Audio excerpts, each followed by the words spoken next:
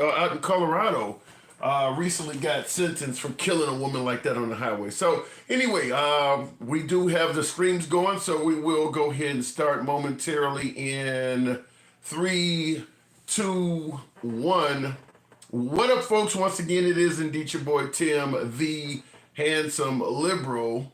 As you may see on the monitor behind me, Trump declaring war on Los Angeles, and I don't think this is an overstatement. I really do not believe this is an overstatement. He has essentially declared war on Los Angeles, at least in my humble opinion, because it's went from hundreds of National Guardsmen to now we're getting close to 1,000 active duty Marines. Now, I'm not going to pretend like there's not a lot of shit going on in California, but is it bad enough that active duty military is needed?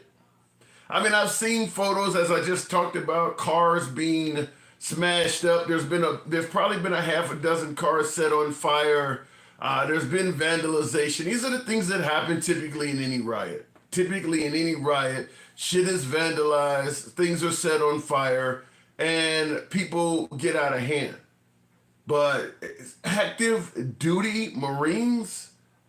I mean, the crowd is essentially unarmed. I'm going to give you, look, there's going to be a whole lot of comparisons to BLM and January 6th likely made in this broadcast. Likely made it. One of the pushbacks on particularly January 6th was, how can it be an insurrection if nobody is armed? Now, there are no videos being shown where the crowd is carrying anything but rocks.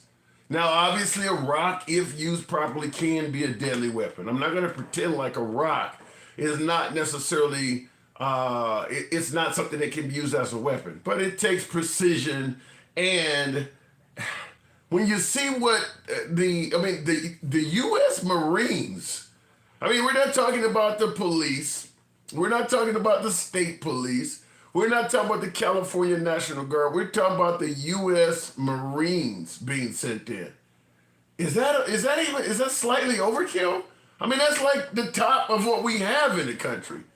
So I do believe that, under these circumstances, it appears as if Trump has declared war on Southern Cal. But I want to ask you guys some questions because we're going to end up talking about this subject probably primarily. There's a few other things going on. Obviously, Kilmar Abrego Garcia is back on U.S. soil, facing a host of charges, leading to the obvious question, why the hell wasn't he charged to begin with? And Zelensky, drones that were meant for Zelensky from the Biden administration, apparently Trump has sent those to the Middle East. We'll talk about that. But what I want to, in regards to this declaring war on the city of Los Angeles, what I want to ask you folks is, because obviously the city and state officials on the ground in LA do not want the military that Trump has sent in. The mayor of Los Angeles has said it's unnecessary. Gavin Newsom, the governor of Texas, is not only saying it's not necessary, that it is an escalation. And Trump is all in this. Now, here's an actual quote from Trump. Because people are throwing rocks and they're spitting at the cops and all of that. Here's President Trump, and I do believe this one is in Trump escalation fashion. If mine. Do you foresee those protests spreading to other cities, Chicago, New York, for example, in the next few days? Yes, we're going to be watching it very closely. And when they spit at people, they spit. That's their new thing. They spit, and worse, you know what they throw at them, right? And when that happens, I have a little statement. They say, they spit, we hit. And I told them, nobody's going to spit on our police officers. Nobody's going to spit on our military. Did you hear what he said? When they spit, we hit. Now, I know a lot of you folks are going to favor that. Just so you can hear it again, you're hearing it over, I believe, Air Force One. At them, right? And when that happens, I have a little statement. They say, they spit, we hit. And I told them, nobody's going to spit on our police officers. Nobody's going to spit on our military. Now, if you're caught spitting on a cop after President Trump has said that on national TV, that's kind of your ass. I mean, keep in mind, he is the president of the United States with a hell of a lot of federal pardoning power. So if you're a federal cop and somebody spits on you, Trump has pretty much gave you the authorization to beat the hell out of him. No spit mask. You don't have to tackle him in hog time or put him in handcuffs. He pretty much just gave you authorization to beat the hell out of somebody. Just think about it. When they spit, we hit. So he pretty much just gave you the authorization to do that. This is Trump in typical Trump escalation fashion. This is why a lot of folks are saying that when Trump's on the scene, when Trump's sitting in the military, he's not necessarily sending in folks to make peace. He's escalating the situation. Certainly when you're talking like that, that doesn't sound like anything other than you down for retaliation. So I want to talk about that, obviously, and I think some of you folks may actually agree with that, but we'll talk about that as well. Now, obviously, the whole notion of this from day one has always been bad hombres. Mexico's not sending us their best and brightest. They're sending us, rapists and murderers and all of that. Why are they constantly hovering around places that you don't generally find bad hombres? You're going and making ICE raids in restaurants where people are working. You're hanging around Home Depot gathering people up. You're going into schools and making these arrests. This is not where you find bad hombres. Where are the raids on drug houses? Where are the raids where you're waiting on the guy to get out of jail so you can put him in the hands of ICE and take him away? What's going on here, and you can certainly correct me if you think I'm wrong, but I highly doubt this one, and I'm willing to concede a point, but I don't think I'm wrong on this. Fact is, once Trump announced, and I believe by way of his borders are Tom Homan, they're trying to get 3,000 immigration arrests per day. That's what's happening. It's not that they're trying to get rid of bad hombres. They're trying to meet that quota. Obviously, people will tell you Obama had a hell of a lot more deportations than Trump at this point. Trump is doing this from a competitive spirit. He's not doing it to just secure the border, to just get immigrants out of this country. He's doing it from a competitive stance. So because the quota is so high, they got to grab whoever they can get. Grandmas, babies, whoever. You need 3,000. All of them are going to go in that number. So what they're trying to do is measure up to the Trump administration's demand of 3,000 immigrants per day being arrested. Now, one other thing I want to talk about, because you see the folks rioting and protesting all over the damn place, setting cars afire. Now, President Trump said, hang on a second. Many would suggest that with so many folks setting cars on fire and throwing rocks and committing all kinds of crime, the point of the protest is kind of lost. Once you start committing crimes, it's almost like you hear Black Lives Matter or you hear the Colin Kaepernicks of the world. Well, you're protesting the wrong way, indicating that once you start protesting the wrong way, nobody gives a damn about how or what you are protesting. Sounds kind of legit, but the fact is, if these folks were peacefully protesting, do you think MAGA and Trump would give a damn about what they're protesting anyway? If they were not setting cars on fire and they were just marching down the street with signs like most other American cities, Los Angeles is going apeshit right now, but there are protests in just about every major city in this country right now. Do you think the Trump administration cares about any of those peaceful protests? This is the whole notion I've often said, going away from what we're talking about now, but just period. Whether it's Colin Kaepernick, whether it's Black Lives Matter, you name it. If you protest the right way, nobody's ever going to give a fuck about what you're protesting. Perfect example of a group that has historically protested, quote unquote, the right way. The abortion protesters. The abortion protesters before Roe versus Wade was rolled back. They used to protest the right way. They didn't block streets. They would stand on the sidewalk. They didn't block people from walking by. And they would hold up signs. They would read the Bible. Maybe they would hold up a picture of what it looks like, what an aborted fetus looks like or something like that. People just look the other fucking way. People just look the other way. You can stand there and do that for eternity and get zero accomplished. Protesting the right way generally does not yield anything. if you protest in a manner that people can ignore you, that's exactly what they're going to do. Which is why folks are often suggesting, well, when Colin Kaepernick was taking a knee, well, he shouldn't do it on the field. I came to watch the game. What he should do is go down to a community center. Whatever you're suggesting he does, you're not going to tune into that.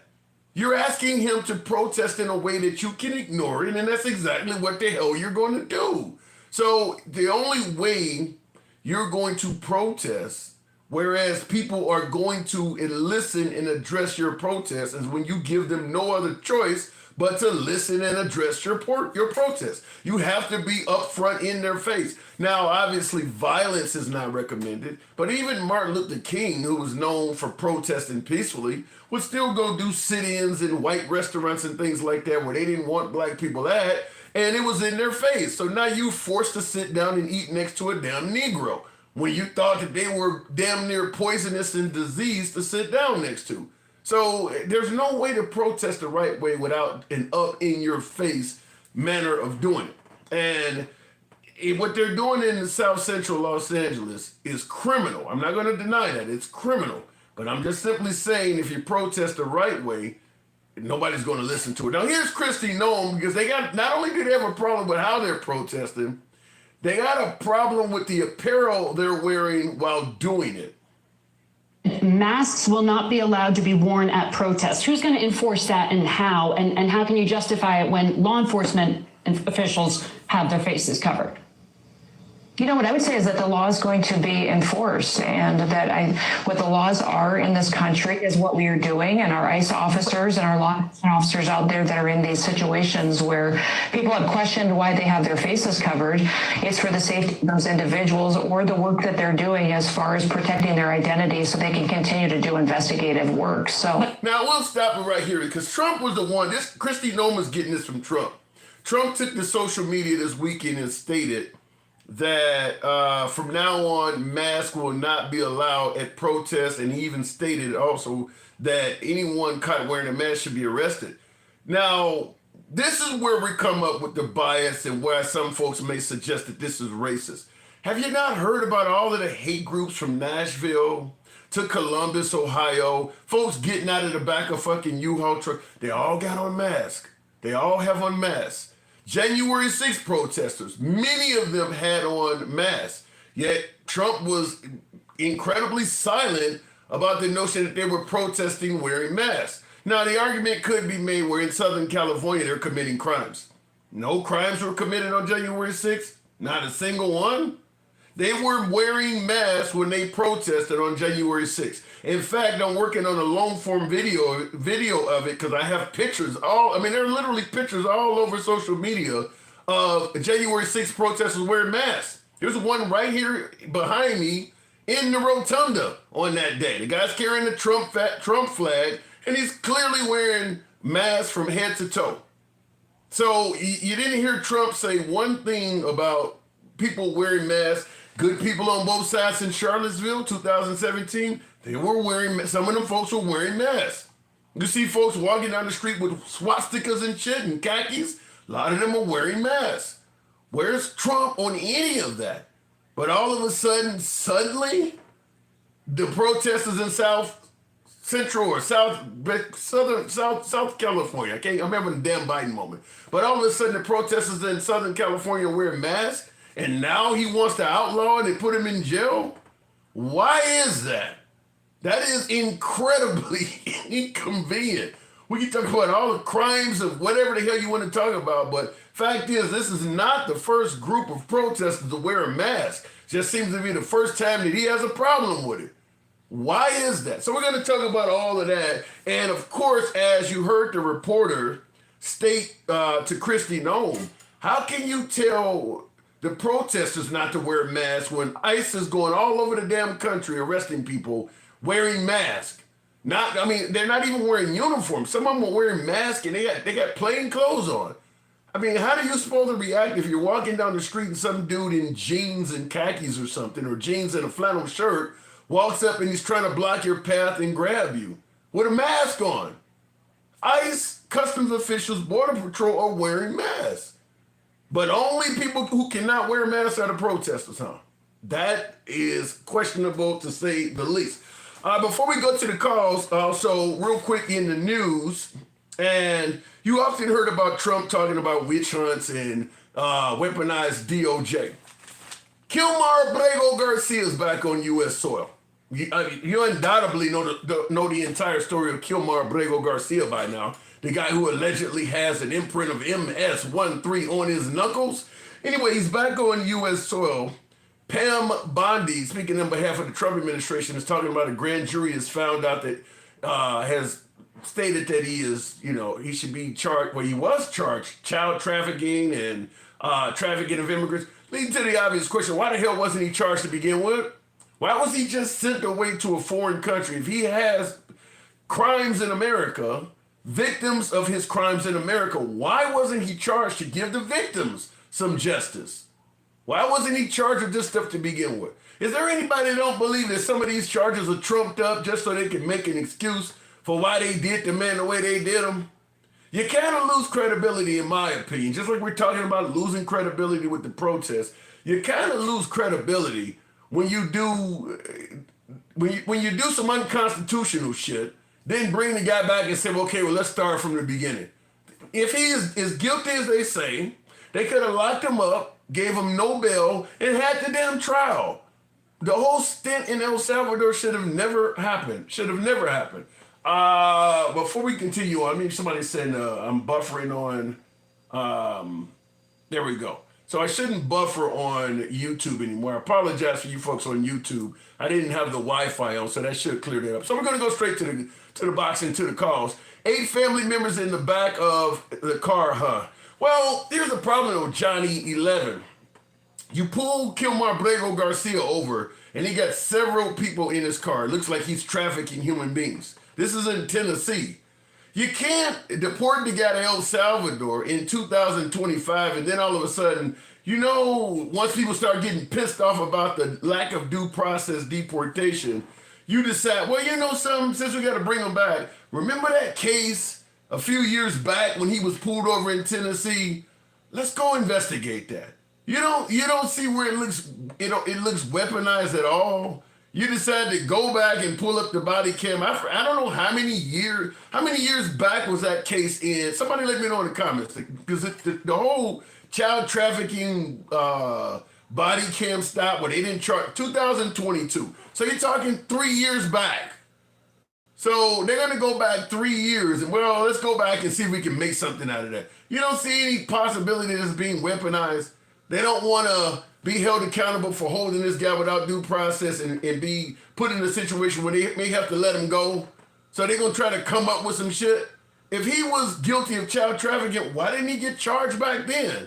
All of a sudden you're going and finding body cam now and probably patching together some witnesses that you're maybe offering them some kind of trinket to testify against this guy. That's what it's likely going to be. If somebody's going to, just like somebody stepped up and claimed he was part of MS-13, somebody's going to step up and say, yeah, he was doing that shit, and they ain't going to tell you who it was because they don't probably pay that person off with either relieving them of their own criminal charges, give them citizenship, or a bunch of money. That's kind of what's likely happening. You let me know. So going straight to the box, and someone asked, have you actually noticed all the good that he has done? More than any other president, he cares about the people. That means you. Sherry Dole, in regards to asking, have I noticed all the good that Trump has done? I would give the guy credit. I'm going to say, no, I have not. And I would give him credit if all of the good that Trump has done is essentially stuff he has told people. I don't know of Americans that are walking around bragging about all of the good that Trump has done and how it's benefiting them. The good that Trump has done is the waste, fraud, and abuse that he's told us about that most Americans have not benefited from at all. What good has he done where people have actually benefited from? Elon Musk found billions in waste, fraud, and abuse. How did it change your life? Has it changed your life at all? Are you getting a jet? Maybe Qatar decided to be nice this Christmas to you? Are you getting anything out of it? So when you say all the good he's done, I'm willing to give him credit, but you got to show me the good.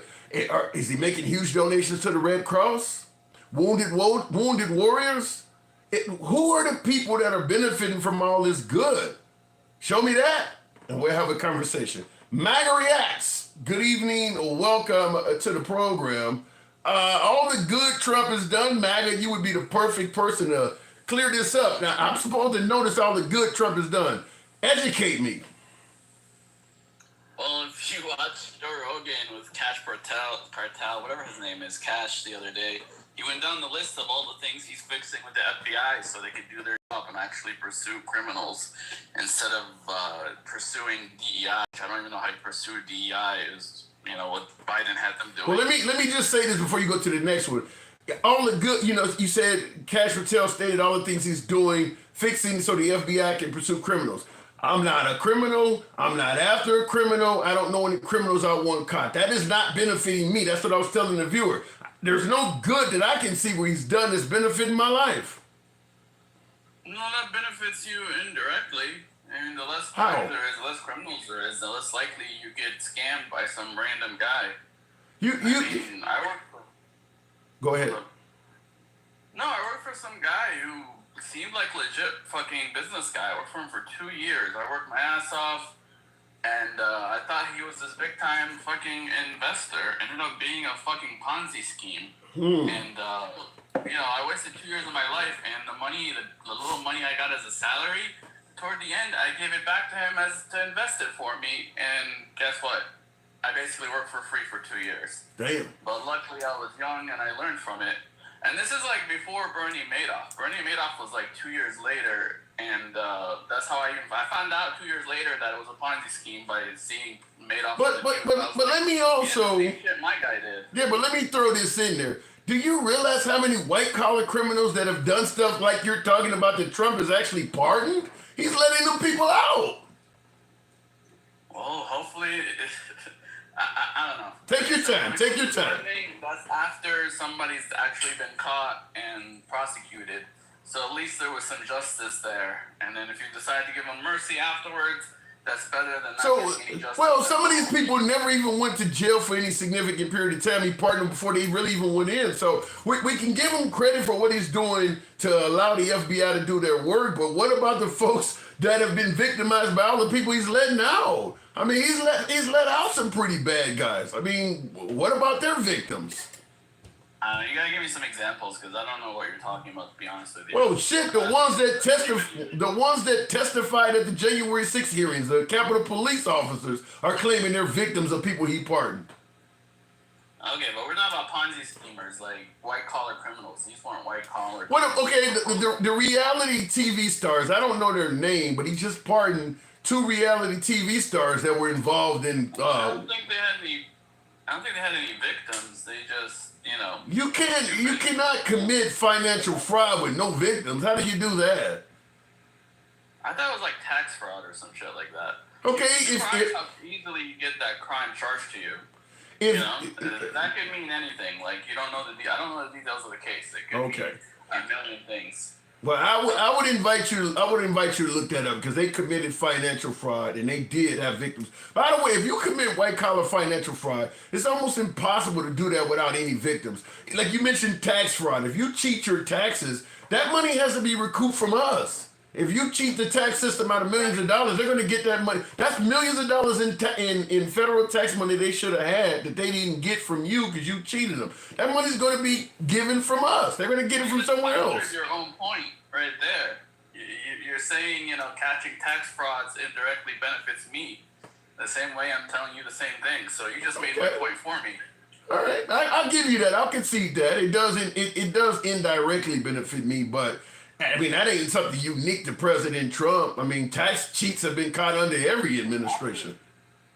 After Biden and fucking what they've been doing in California, it kind of is. California, people starting to riot, and they're saying no to help. And the funny part is that they're gaslighting us, and you should stop gaslighting like them, saying that the National Guard is the reason for the escalation. Every one of those fucking videos is LAPD fucking rolling over those people and shooting them with rubber bullets.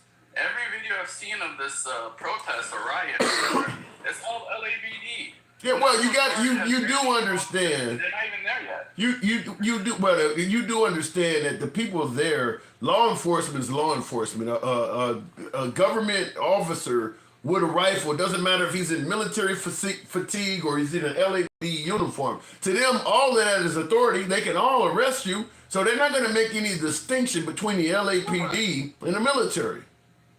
I'm talking about the media and Gavin Newsom. Gavin Newsom knows better. He's fucking painting the National Guard as these like big monsters, but then like a tweet later is saying, oh, only 300 of them have been deployed out of the 2,000. So who the fuck is causing all this problem? And if you watch the videos, it's all LAPD.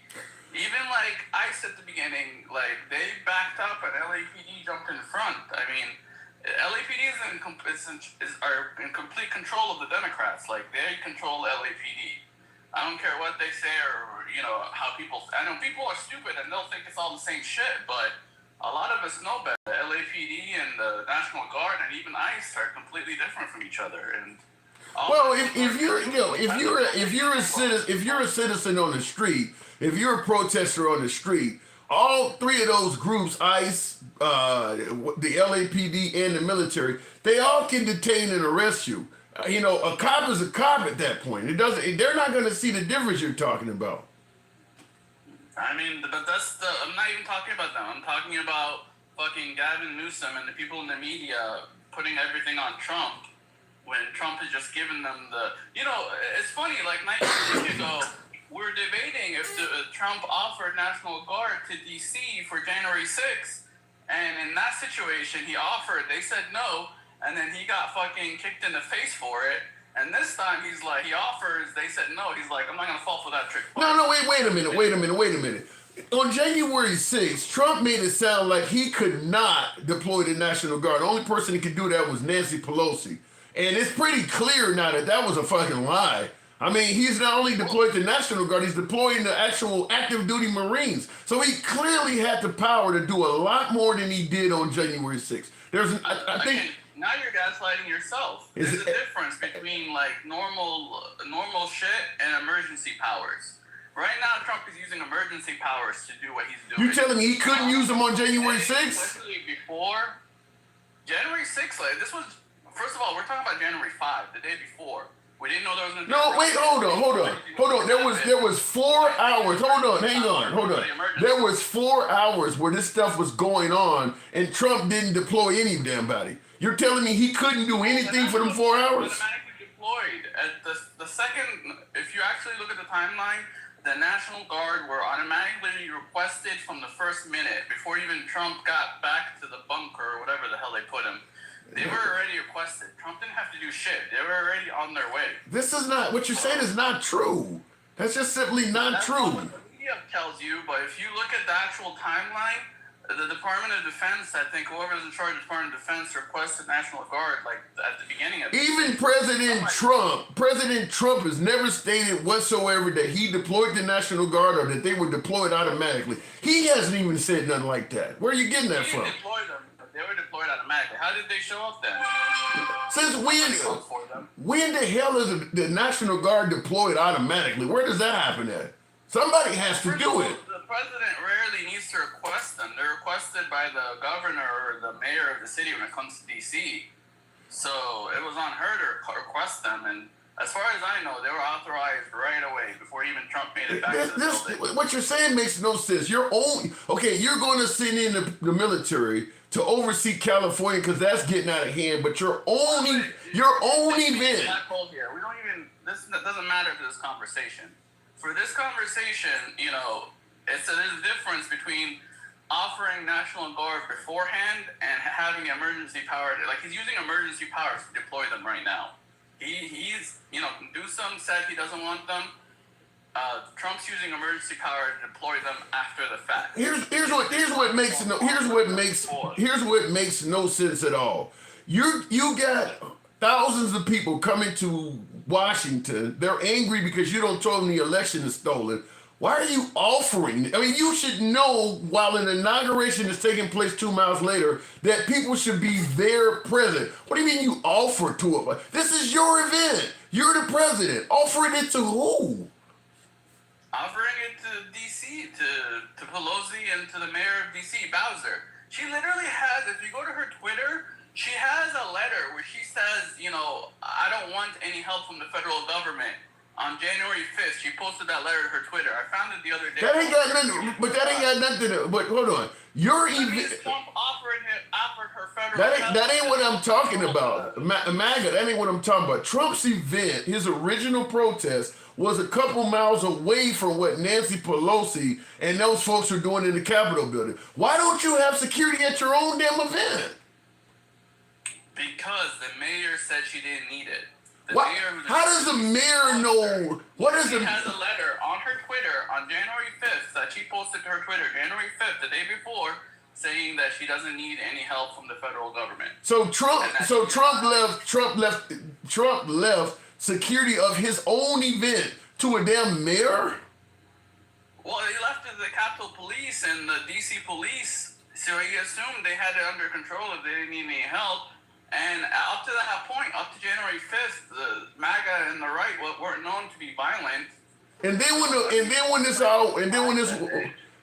this all went south, he was not around for 4 hours. How do you explain that? I mean, as far as I know, they were requested right away. And then he's moving around and trying to assess the situation himself. You ain't providing security. You ain't providing security. You ain't doing shit. What do you mean assess the situation? You don't left security up to somebody else. You're not doing anything. What do you mean assess the situation? Well, as president and as leader of the protest, not the riot, he had to assess what was going on before he did anything. Anything. Okay. That's the smart thing to do. You don't just jump to action. And then once you assess the situation, then what did he do? Then he sent out a fucking tweet telling everybody to go home. It took you 4 hours of watching people destroy the Capitol. Then all you could respond was what a tweet. 1 hour of it was him still giving his speech. You figure another half hour to an hour getting back to safety. And then like another hour back in the bunker assessing the situation. Meanwhile, the National Guard were deployed right away. They were none of that is true. The January 6th hearings committee. You have to take my word for it. I watched the January 6th hearings committee. Even like I said, even Trump and his administration. Hell, Fox News has never came out and said the National Guard was automatically deployed. You're the first person I've ever heard say something like that. They're not magic. They don't teleport to the scene. It takes a while to deploy them. So they were authorized right away. Obviously, it took them a few hours to get there. Okay. But by the time they got there, they were on their own. I don't even think the National Guard did anything. Everybody just went home. Yeah. 4 hours as you say, to assess the situation. And then after all of that, They only deployed the National Guard to LA. after all of that, he just sends out a tweet. Am I right? Like, Gavin Newsom just tweeted that only 300 of the 2,000 have been deployed, and Trump's authorizing another 2,000. Meaning that it took him 2 days and only 300 deployed. So I don't know what you were expecting in January. Well, the problem is Trump is incredibly aggressive on these protests. He didn't even give a damn about the people wearing masks at his own protest. Now all of a sudden he wants everybody to take their mask off. He's threatening to arrest them. What's the difference? I don't know. Maybe because it's the middle of summer instead of a cold DC winter in January. Isn't it cold in DC in January? I live in all year. All right. It doesn't work in the rest of the country. Okay. Showing up to us. He showed up. I'm pro-mask because as you can see, I'm even like in a way I'm masked up on here. I'm not showing my face or my name, so I'm pro people wearing masks to protest, which I do in my own way on here. So why is Trump calling for people in masks to be arrested? I don't know, because he wants to catch these people. That's his own point. I don't know. Okay. That's his own. Maybe he wants to. Maybe he wants to identify them and pardon them later on, like he did his own people. How about that? Yes. You think that might be the case? And as far as ICE being masks, even though like they're masked and we don't know who they are, if they do commit a crime, we could ID them by knowing what ICE agent assigned to that. What the hell? We can always figure out who they are. Their bosses could always figure out who they are, even if they're masks. No, because you no. Wait. Here's the problem. If we do what you're suggesting, let's imagine George Floyd, them 4 officers that sat on George Floyd. If they all had masks on, now we're depending on the police department to identify these folks or any of that, as opposed to the citizens having cameras where they can film it their damn self. Now we got to depend on the police to do work, and we know historically police don't do a good job policing themselves. We always depend on the police who do work. And No, we don't. That guy was No. charged by that cop, whatever his name, I can't think of his name right now. He was charged with murder because the police did their job and they fucking charged him with murder. If you're masked up, what was that gonna protect if you had a mask on? The cop could still ID him. Wait, hold on. You really believe in controversial cases the police are dependable to police themselves? I mean, with enough political pressure, yes, of course. Okay, all right. I mean, I guess you never heard of Rodney King, no? I don't care more about staying in power than a fucking cop's job or justice. I guess you never heard of Rodney King. I guess you don't realize that it took 4... That's a different era. You need to come back. It took 4 days of burning cities before they charged Derek Chauvin. 4 days. He was on TV doing that. It took 4 days to get them to charge him. And for me, that means they acted quickly, because usually a police investigation takes way longer than that. And that's what happened with Garcia. I mean, Garcia... No, that's not happening. He's on video, MAGA reacts. He's on video sitting on the guy. You think 4 days is quickly to a video like that? Yeah. I mean, you got to get all the facts. You have to look at all the police video. Are you actually laughing when you saying this shit? Do you believe this shit? No, I'm not laughing about this. I'm just trying to think here. Yeah, it should have taken way more than 4 days. Right. They had to interview all the cops there. They had to interview the people in charge. They had to interview the people, the guy the convenience store guy. I mean, I don't think we even had all the facts in 4 days. All we had was that video. All we had is that video. I gotta go back. Appreciate you coming on, man. Thank you. All right, moving on with the program. Will G says Trump ain't shit, says MAGA ain't shit. Good evening, Will G. They said all we had is that video. God. You know, we had to question, all we had is a video of him killing it, yeah, but we had to make sure we get our facts straight. All we had is that video. You are giving him too much time. Look, MAGA reacts. I enjoy talking to MAGA. He's a friend of the program. Yes, he voted for Trump. He's a Trump supporter. But, we don't block, ban, or censor. We don't limit the time of folks who may have a different opinion. But I can see a hell of a lot of comments are coming in like, get rid of him, get rid of him. He's allowed to speak. He's allowed to speak uncensored. Caller is an idiot if he thinks the cops aren't corrupt and I'm a conservative, says Dion Eberts. Yeah, I know. You're going to let the police themselves. The cops can wear masks. So if you go down there and report it, you can depend on the cops going through their files and figuring out who was on the beat in that neighborhood and actually coming to, and actually doing the detective work to find out who you're talking about. He believes that, huh? Wow. Dude is mad annoying, says J Aviation. Okay, before we go to the next caller, by the way, tap the screen, get the likes on up to 20,000, if you will. There will be a point when the phrase "shut the fuck up, no one cares what you think, didn't you vote for Trump" will be commonplace. Wow. Hopefully not. If you wonder why Trump derangement syndrome or why people don't like Trump or any politician that takes on the moniker of "shut the fuck up, nobody cares what you think," or even "fuck your feelings" for that matter. Fuck your feelings is another one. As a politician, your job is to sell yourself to your constituency. If you're telling your voters "fuck your feelings," or at least some of them, yeah, you guaranteed you're going to get no support from those voters. I mean, that's a phrase that no politician should ever adopt. Fuck your feelings. I don't care. Anyway, going back to the box, you mean Trump defense syndrome. Going back to the box, we'll go to the one and only Mike.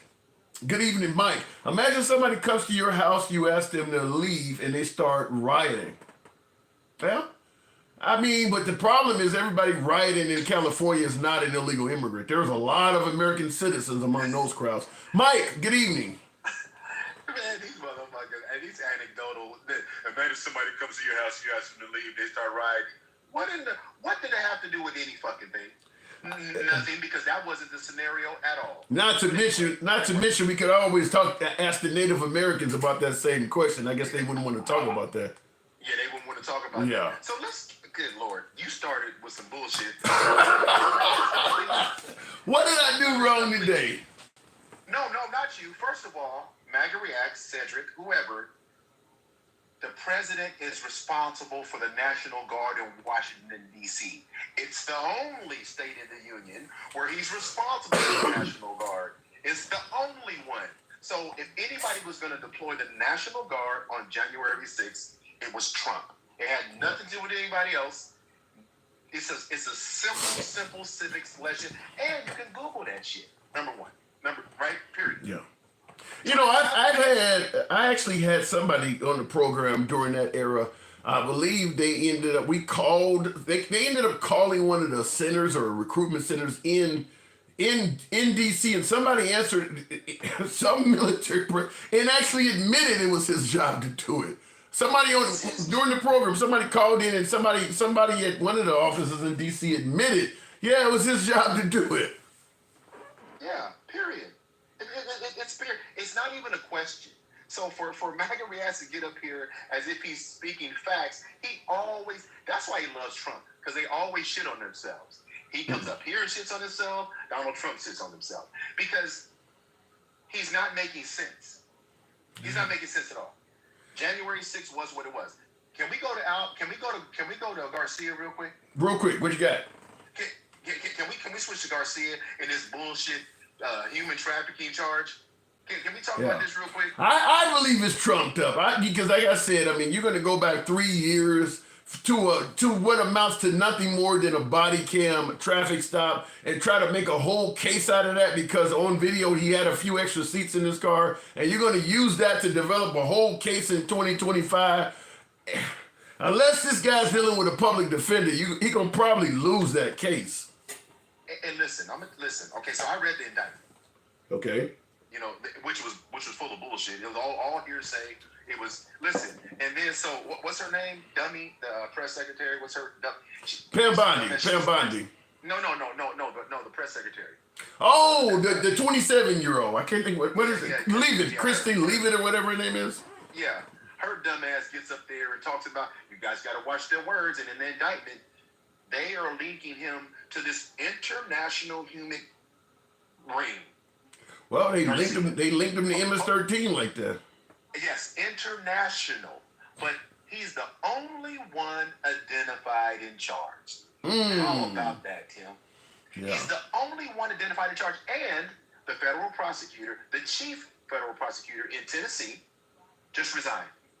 Yeah, I heard about that over this case. I heard about this. Over this case. So why would you give up a 15-year career, 15 years in this position, you resign over this case? You know what? I don't understand, Mike. Okay, Abrego Garcia is a deportation candidate. He is a legitimate deportation. But trying to make it so he goes to prison is the problem. He don't have a right to be in this country. Trump is a supposed this world-class negotiator. You can't find, where is he from? Is he from Venezuela? I think El Salvador. No, he ain't from El Salvador. I think he's from Venezuela. He ain't from El Salvador. Yeah. I mean, make a fucking deal, because he actually has met with the president of Venezuela. Trump met with the guy. Make some kind of fucking deal that this guy got to get taken back, or find another country, whatever. You can deport the guy. You don't have enough on him to put him in a maximum security prison, which is what Trump is trying to be cruel to the guy. He's okay to deport, but he don't belong in prison. You don't have nothing on him for that. And so you extradite him back here. Think about this bullshit. You extradite him back here on some bullshit charges. Have you ever seen do you think that it takes too much to unravel an international trafficking ring? Do you think it only takes 2 months, by the way, the investigation didn't start till April? Yeah. They're going to have some kind of bullshit eyewitness testimony that's going to, basically testify probably under immunity, might even be under anonymity, that this guy was doing all this stuff. That's what they're gonna find somebody to say what they need to have said, and they're gonna try to run with that. Right. Did you mean like the first time when they had somebody say Yeah. MS-13 and the clock? Exactly like that. Exactly like that. 100%. Yeah. 100%. It won't be too hard to find a Hispanic immigrant that wants to say so bad they'll say anything. Yeah. If that means he goes, it's not going to be difficult. Yeah. However, they're going to have to substantiate it just like they didn't do the first time. Yeah. Like I said, I'm okay with deporting the guy. I mean, he didn't have a legal right to be here. But all of this, trying to make this guy to be some kind of super felon is just bullshit. I see in the comments, Fred Hinkle said he got a 14-year-old girl pregnant or whatever. Hell, so did Thomas Jefferson. I don't get what your point is. Well, they be making up. They just be, hey, listen, Tim, this is so funny. Whoever that was, I can guarantee you didn't say that, know that, or understand that before this man got deported. Matter of fact, this shit's just coming up now. So stop it. Yeah. This is the lens that people will go to be right or continue their racism and bigotry. This is the lens that they will go to. This is exactly the definition of dirtying somebody up. Like when you get some of these folks that are, murdered in a controversial police shooting. Then they go dig, let's find something to make this person out to be a bad guy so nobody gives a damn about him. That's what they're doing with this guy. They're trying to find stuff to dirty him up. Now, I'm not saying he may be a bad guy. It may turn out that he is a bad guy, but as you just rightfully pointed out, none of this stuff was known. You deported this guy and you didn't give a shit about the guy. And now that it's turning out you did the wrong thing by deporting him without due process, you're scrambling to find whatever you can to make him look like a bad guy. And you didn't have all of that to begin with. Otherwise, you wouldn't have had to deport him without due process. You would have had a legitimate case against him, and you could have did it the right way. And no one would have said anything. Yeah. But let me ask you this. When's the last time we've had a high-profile case like this where someone that was black or brown or woman that wasn't demonized along the way? Name me one. They were all demonized at some point. George Floyd, Breonna Taylor. You can go all the... Trayvon Martin. You can go... Every last one of them was demonized along the way. This is what they do. Conversely, when they're of lighter hue, there's excuses for all of them. Rittenhouse and Derek Chauvin and Martin Zimmerman, all the players. But I gotta say, in the case of Kyle Rittenhouse, who I do believe had to act in self-defense, the liberals tried to dirty him up. I mean, the liberals were looking for whatever they could find on him to dirty him up as well, because they wanted his ass locked up as well. So, I mean, it does work in reverse. But it was about him even being there. Yeah, he was wrong to put himself in the middle of that situation, but that don't mean he should get a double murder charge as a result. No, well, here's the thing, Tim. Again, even the fact that we're having this conversation, it's not equal. Let's just say it's just not equal. If that was your son, you would have whooped your son's ass and he should have been home. And even if he would have went home and you would have found out about it later, you would have said, you wouldn't be saying what you're saying now. You'd be like, what the fuck were you doing there anyway? His mom actually took him to the protest. Tim. Yeah. Exactly, Tim. Would you have taken your son? No. I don't even think most MAGA would have taken a son with an AR to the middle of a violent protest like that. I mean, certainly in Kyle Rittenhouse's case, he was as green as money. I mean, he just got fucking lucky that day. It ain't like he was a sharpshooter or some ex-military commando. He just got lucky. He was walking around without his partner, so he was on his own. I mean, the guy he shot with the pistol, that guy could have popped him at any time. He just got fucking lucky. That's all that was. He did. And here's the thing, Tim. Here's the thing. And we're getting all the way back around to LA, but it's getting tiresome when you hear people continue to make excuses for what's going on here in California. Trump knew what he was going to do. Listen, think about this. It's not like we're a fan of LAPD. I mean, let's keep it. No shit. Go all the way back to Daryl Gates. Yeah, LAPD. Right. Yeah. But if LAPD is saying we got this. If LAPD is, we got this. The reason MAGA reacts, there was only 300 deployed because they're standing around doing nothing. MAGA reacts because they have nothing to do. Yeah, I'm being told. Yeah, I'm hearing stories that suggest this is not as widespread as Trump. I mean, it's only a few blocks or so, they're saying. This is not like there are riots all over Southern Cal. There's only a few blocks of this shit taking place. And you're sending hundreds of officers and military into this. It's overkill. That's probably exactly what's happening. They're standing around with nothing to do. Yes, they're 100% they are. But when you get people like MAGA Reacts not understanding what's going on, and you just conflate everything, just like you did about the rain and the fires and shit, all the bullshit. This is what happens because see, the Posse Comitatus Act, which he's violating right now, because Gavin didn't call for it. Do you realize that this is the first time since Nixon where the president overstepped? I thought it was. They say 60 years. I thought it was the Martin Luther King era, though. It's 60. It was during what was the protest on the college campus.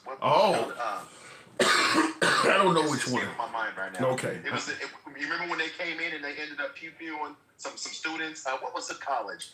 It's escaping me right now. But that was the last time. Wow. That was the last time until now. Nixon. Yeah. Trump.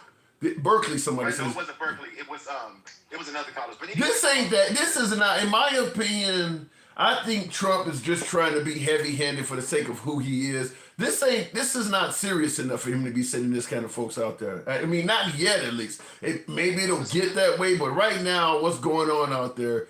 I'm with you. They have enough in the area. They could call from neighboring cities. They have enough in the area to handle this. It is not as. In fact, I think what Trump did is drawing more people to the scene and actually making it prolonged by doing that. Mm-hmm. Well, yes. And here's the thing. Here's the part that disturbs me about all of this. People saying riots and they're doing. What is your limit if you believe that your family is being pulled apart unjustly? What are you expecting people to do? Tim, would you just let somebody come walk in your house and because they're telling you, your daughter or your wife, they need to come, you're supposed to sit by and protest peacefully or quietly?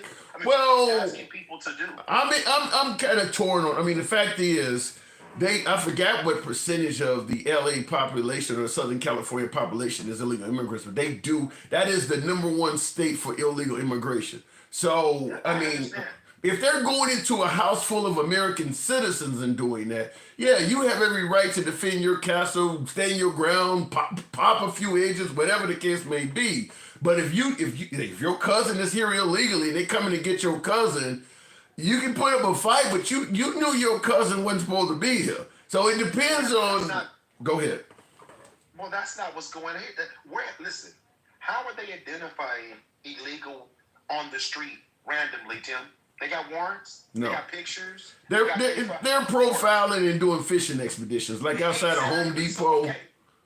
Okay, so let's not start from a place of that they're approaching this from a position of integrity and character. They're profiling. That's the first problem, right? Yeah. Now that goes to the immunity that you've been talking about before the election. So if they're going to profile, that's like them walking in a restaurant. Would you be okay with that? So that you look like somebody. That's what's happening, and so you're supposed to just sit there and take it. People are totally excusing this behavior, and every Trump supporter. Well, they keep saying criminals and illegals, but he got them to believe exactly what he was trying to get them to believe. Because you don't hear some no more. They're just doing it, and nobody gives a fuck. Yeah. Nobody cares. I'll concede your argument that they are indeed going in locations where brown people are at and demanding folks show proof of citizenship and things like that, and that is unconstitutional. No different than if somebody pulled you over and made you prove that you are a citizen of this country. I mean, but it's happening to brown people, so the other folks don't seem to care about it. The black and white people don't care about it because it's not happening to them. There are some blacks that care about it, but among the white crowd, it ain't gonna happen to me. So it is what it is. I gotta move it on. I'll give you the last word. Exactly. Give me the last word on this too. We have to. There's 280 people here. Please, we gotta tap the screen, share the live. Tim should be up at 50,000. Good shit. First of all, thank you. Number one. But here's my last comment. People, instead of throwing fuel on this fire, if you don't know the detail, do some research. Do some research. Use your common sense. This will be the first time in the history of this country where the mayor and the governor of said state and the chief of police for the LAPD are saying we don't need this, and yet and still they did it anyway. He's breaking the constitutional law to do this, but he's just trying it out to see how far he can take this down. Well, and my guess is he's going to keep taking it as far as he can take it. If it happens in other cities, he'll do it there too. Thanks, Mike. All right, bro. All right, moving on with the program. By the way, I do want to address the super chat. Supercell Fusion says Trump ain't shit. Says MAGA Reacts doesn't know what he's talking about, which is what Mike and I said too in regards to what he was saying about sending. Mike, wait a minute, he got a lot in here. He says MAGA Reacts doesn't know what he's talking about. Send gangster grandma after him and Hannibal Lecter and Tim Algercoat. Get in here. I'm about 85%. Still got a little cough, as you can tell. Thank you, Supercell, by the way. Still got a little bit of cough. Says, tell Super Mike, great conversation. Always a pleasure hearing you, Mike. This is coming from Supercell Fusion. Says, you come out of the box just like Michael Myers. Damn, like a horror flick. Love it when you're on 10,020 points. Thank you, Supercell. You will submit to Trump, says Patriot. What does that mean, by the way, Patriot? You will submit to Trump.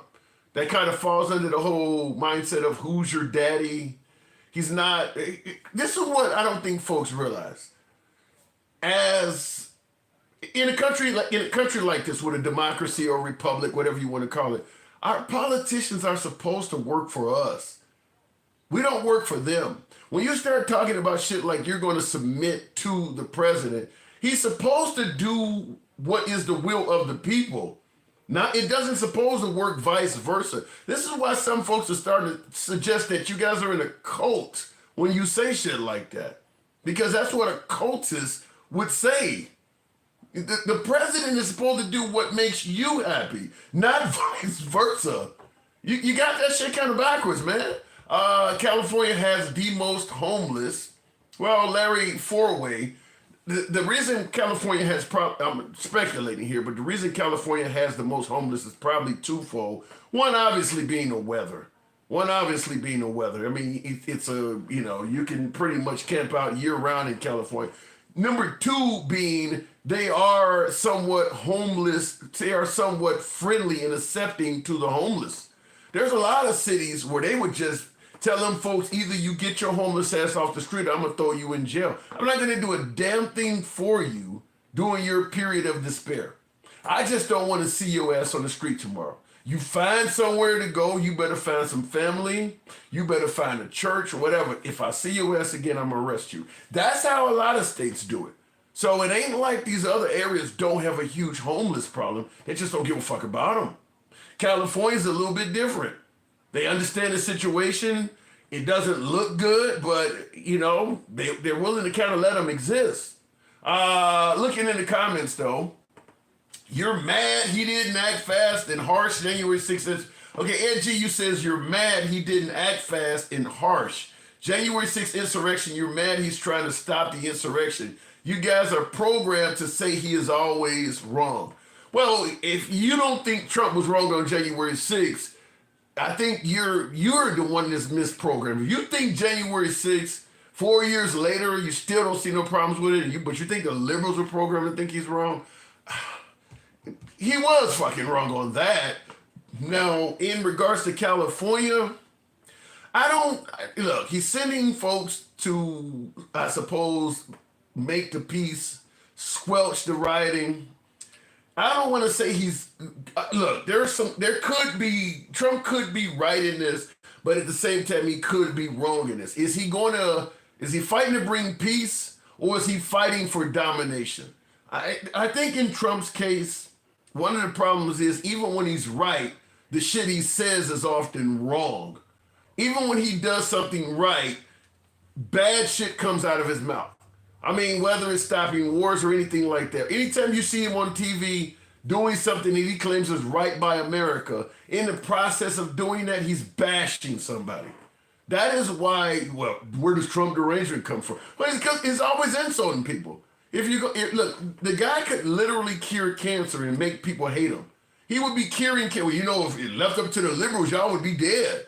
But it's because of me, you now have a cure. Biden would have never. It's that type of shit. It ain't necessary. So when you wonder why people constantly criticize him, it's that he was on TV today criticizing Biden. He was giving, anytime you put a microphone in front of that man's house, in that man's hands, he's going to criticize some liberal out there. Even when he was trying to sell Teslas for Elon, he got into Tesla, and the first thing he said, I bet you Biden couldn't do that. What the fuck does Biden got to do with you selling Teslas on the White House lawn? Talking about derangement syndrome. Remember that. Let me go to the next comment. He uses the word Americans as an excuse. Okay. All he has to do is pull out ICE from LA for now. But that means he looks like he lost or he's surrendering. Remember what one of the viewers said, you're going to submit to Trump? That's what they want. They want Trump to win. Doesn't matter how he does it. Winning, ugly, you name it. Going back to the box, the one and only Gangsta Grandma. Good evening, Gangsta. Tamar is the one King Kong ain't got shit on her. She putting cases on all, I like it, on all you motherfuckers. Gangsta, good evening. Oh, stop it, kid. Stop it already. You are the biggest fluffer ever. I ain't fluffed at all tonight. You don't even have balls to go against your little maggot-ass friend, his rotten ass. His little racist. Wait, hold on. Why don't you add me up here with him so I can go off on his little $2 ass? How many ways can I tell a man he's wrong? You telling me I ain't pushing back? I told him he is wrong constantly. What the fuck? Billy Pop? When do you ever push back hardcore? I got more balls than you do. I don't. You let that uncooked, unseasoned ass meat, that trailer trash, over here talking about other riots. For one, bitch, there isn't no riots, okay? Because my black ass is down here in LA, okay? And it's only a couple of blocks. And yes, our asses are down here, and we are protesting. So I'll be damned they're going to come up in my house and taking my peoples away. You're in Southern Cal? I didn't know that. No shit, Sherlock. I've been said that. I didn't know that. Okay. All right. So what does it look like there? It's fine. What are you talking about, Willis? We're just out here protesting. You know what the little maggots are bitching about now? Oh, you're flying The Mexican flag. Whatchamacallit flag? The Mexican flag, and they're proud to be Mexicans. But Let me tell you something, okay? I am Afro-Latina, okay? I got Mexican blood in me and I have Dominican blood in me. And you know what? I am so sick of these mofos coming after the Mexicans and stuff. You feel what I'm saying? But wait, hold on. Is that not a legitimate gripe? You're in America. Why the hell are you waving around the Mexican flag on U.S. soil? Why is Trump doing it? What? Why are the maggots flying the Confederate flag and shit? Why are they doing what is it called? The Trump flags. What? Well, that's not the flag of another country though, Gangsta Grandma. It doesn't matter. This is the United States. We could. There's Italian flags people be flying. There's what is it called? Israel flags they be flying. Yeah. What? There is. There's a lot of people. It's because we can do that because the United States. Okay? Now, if my fucking fat ass was going to do my Dominican flag, my Mexican flag, and my African flag, I'll do it. And what the fuck white man going to tell me? Huh? Nah, goddamn things. I'll roast their asses. What the fuck? And you like the unseasoned ass meat up on this thing. You know what? That little motherfucker is racist as hell. Oh, he's my homie. He's my friend. Yeah, he'll hang your ass too. What did he say? Hold on. Me and Magariac talked for damn near 15 minutes. What the hell did he say that was racist? He didn't say anything racist. He told you before on the other line, because I roasted his ass there too with his unseasoned cooked ass. Let me tell you, he told you if he was racist, I'll still vote for him. A racist will only say that. I don't agree with that. I don't agree with that. So you think, okay, let me tell you something. If somebody told me to fuck shit like that, I wouldn't vote for him. I would not. I would not vote for him because he's a racist. Well, let me explain to you. Let me explain to you. Let me explain to you why I'm saying that. If you had a... Oh, yeah. Let's fluff. Come on. Okay. Let's fluff. Hear me out. If you had a commander-in-chief that was racist towards one group of people, and you were not that group, and you felt that they could give you a good economy and do a bunch of good things that would make your life better, there's a whole lot of people under that situation would still vote for that person. Racism is not going to turn everybody away if they don't feel like it's affecting them. You know what, Tim? I swear to God. You know, racist. They are. They are racist. You vote for, you know he's a racist. You vote for him, you're a racist. There ain't no sugarcoating this shit. So that's what me and you be clashing. We'll always be clashing. We're on the same fucking side.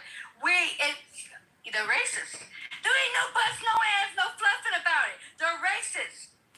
I don't buy into every. I bet you don't, but I bet you don't. Because Sugar Plum Honey Bun, they are your little homeboys, huh? But they'll hang you on a fucking tree, though. Well, I don't buy into the notion that everybody that voted for Trump is a racist. I just don't believe that. You walk like a fucking duck. You talk like a fucking duck. You a duck.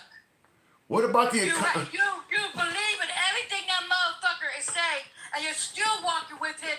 You are. Let me ask it to you this. Hold up.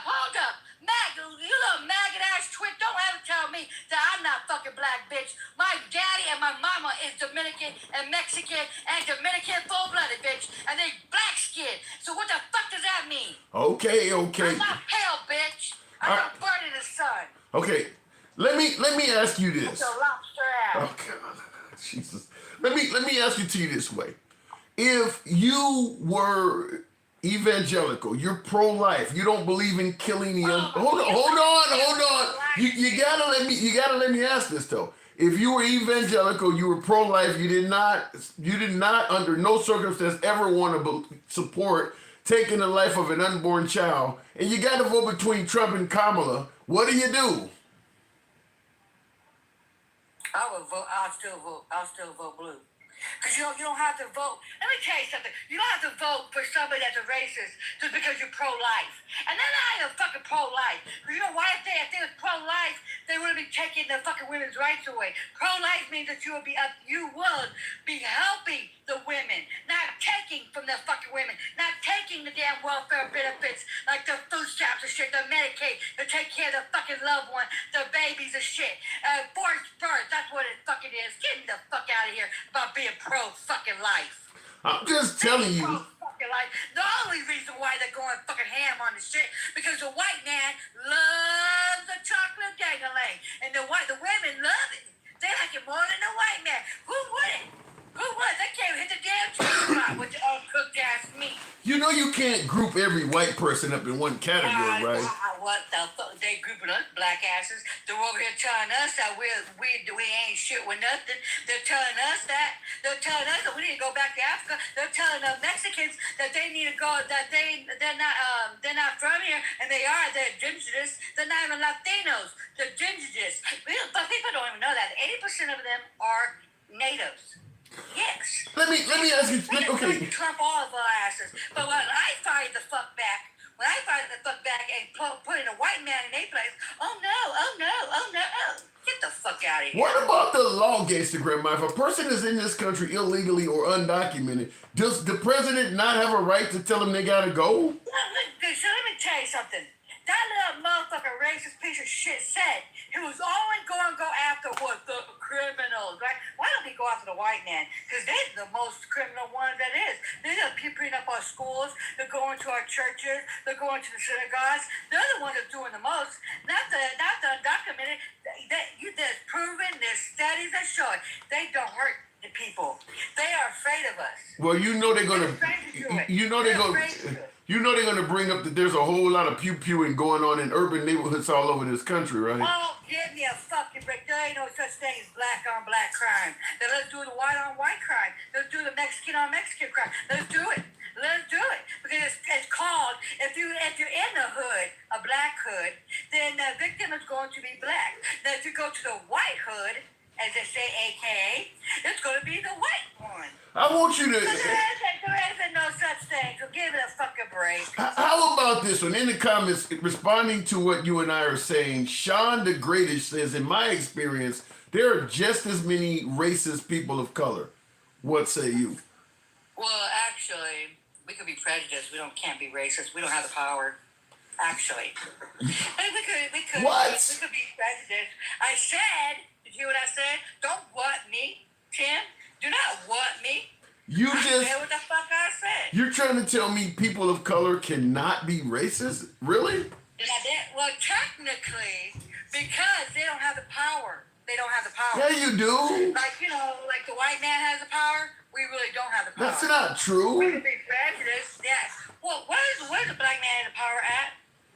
Maybe Where's the black man have the power at? Where's he have the power at? I'm trying to respond. I used to be a landlord. I could choose who I wanted to rent to. I had power. That's not that. I'm not talking about that kind of power, Tim. What are you talking about? I'm talking about like, oh my God, whatever, Tim.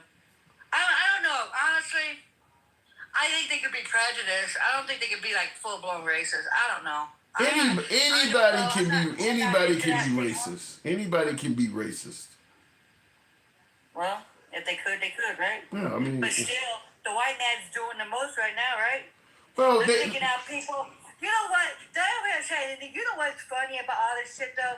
When he says he's kicking out only the criminals and the worst of the worst, then why are he going up to the job and stuff and kicking and getting them out? Why is he pulling kids and putting them in handcuffing kids and stuff? Is kids criminals now? Yeah, I have an explanation for that. I'll say it. I bet you do. I bet you do, Fluffy. No, this ain't fluffing. To answer your question, it revolves around replacement theory. Fact is, they believe brown people, people of color, black folks are replacing the white man. So they want them all gone. Hallelujah. You're finally snapping. And you know why? Because the mixed people and everybody's coming. The white women love the chocolate dang-a-lang. That's right. Yes. And they're having mixed kids. They don't want the full-blooded white tea kids. They want mixed kids. So we're all coming together and ain't gonna be no more white. They think there ain't gonna be no more white tea people. But unfortunately there will be. It just ain't gonna be that many. You feel what I'm saying? That's why they big mad. Because they want the white women to give birth to white kids. They don't give a fuck about us. Well, if they did, then you know what I mean? There's a lot of black folks that want black women to give birth to black kids too, though, Granny. That ain't something unique to the white man. It's called black love. That's totally different. They're not forcing people. Like they're not passing laws for that. It's called black love. There are currently no laws requiring that white women have only white kids either. There's no law. Oh my fucking God! They just turned over Roe versus Wade. Why do you think the white man did that? Let's break it down to you, Pookie. Why do you think they demolished Roe versus Wade? Why? Why do you think that is? They thought the birth rate was dropping. What? No shit, Sherlock. Because the white women wasn't having no more baby kids. I mean, I wouldn't either. They would keep at the damn school. You feel what I'm saying? I wouldn't either.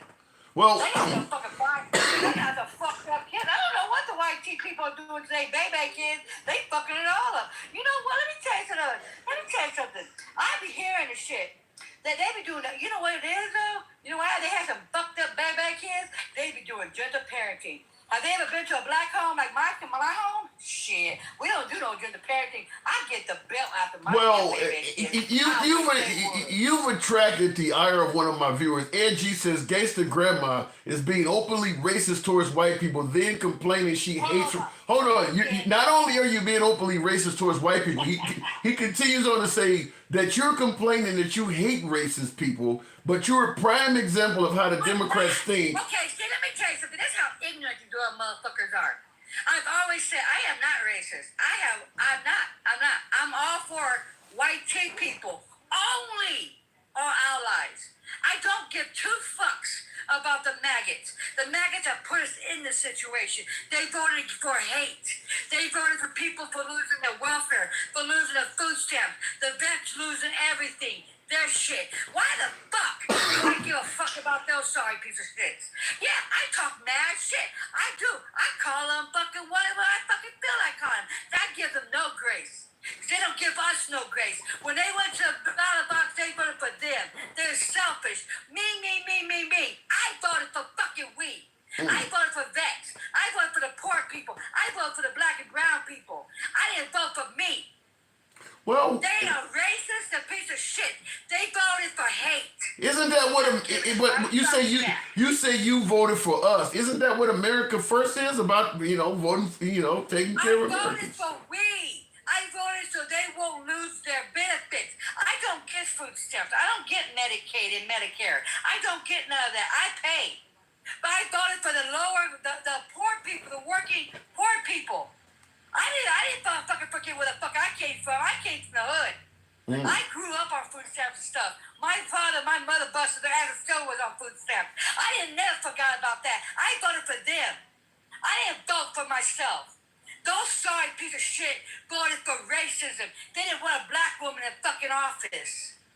Well, they succeeded at that. I gotta move on, Gangsta Grandma. Let me tell you one last thing. I am so sick of the white tea people saying I'm fucking racist.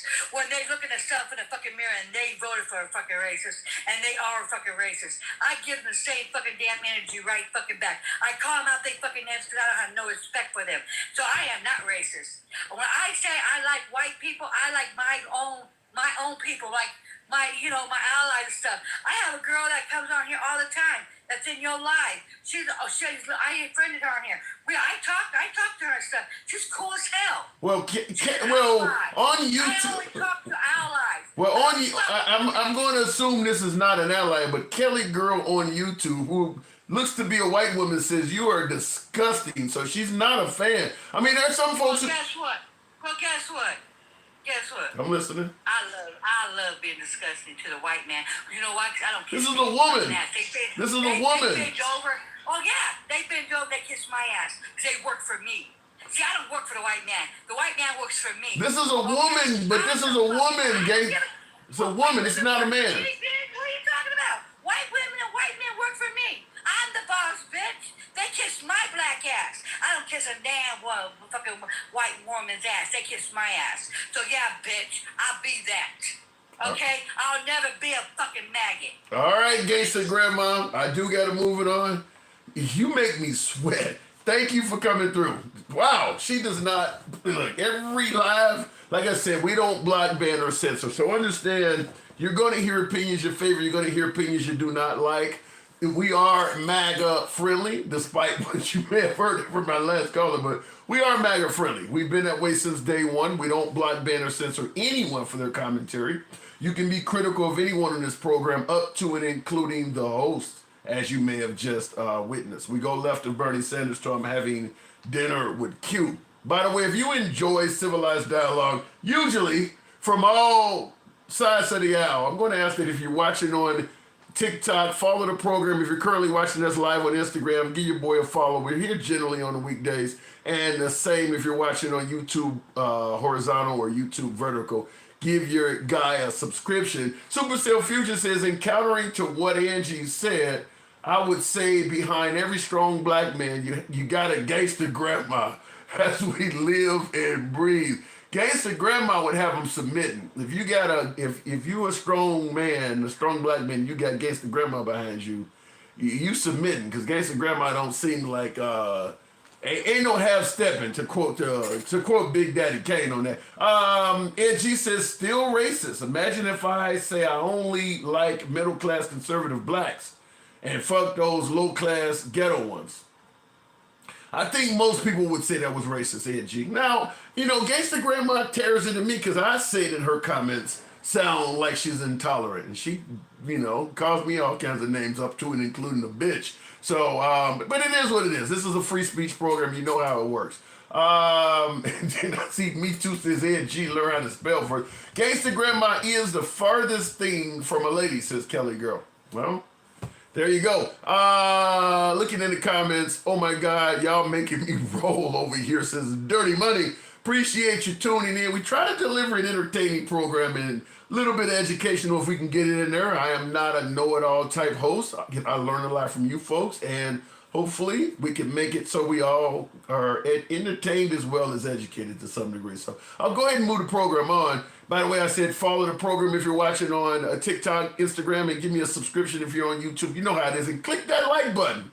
Helps out the algorithm, brings in more MAGA. You know what we're talking about. So I'll go on to the next caller. Before we do, though, I want you to hear this.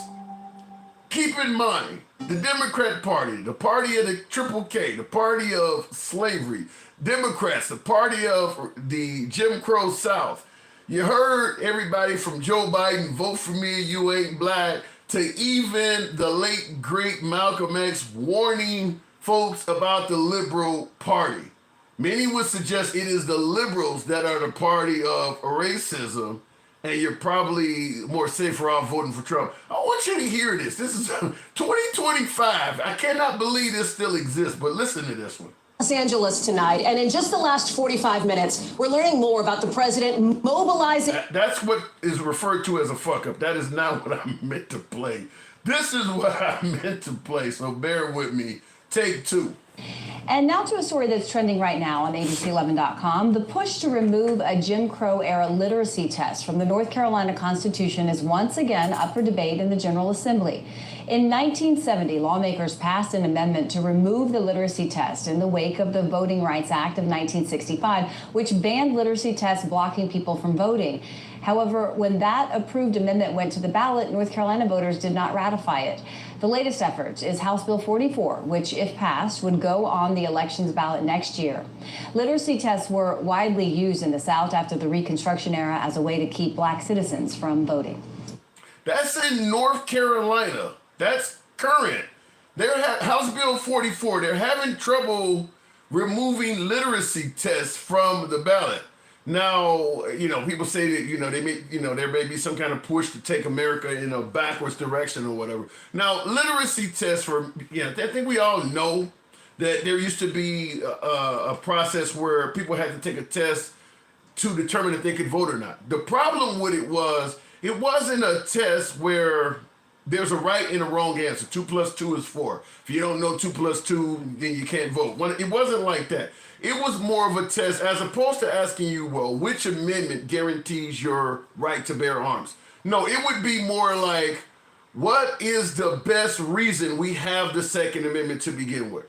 The problem with phrasing it that way is it leaves it up to the person grading the test to offer an opinion on whether or not you got it right. For obvious reasons. That way they can exclude certain people and fail the test. All of the questions were based on opinions, not actual facts. Why do you think it's good to have free speech rights? Well, if the person grading your test does not think your answer is good, all it took was one wrong answer. You failed the test, you can't vote. This is what they used to have. And you hear her suggesting that in 2025 in North Carolina, they're still having trouble removing that from their constitution.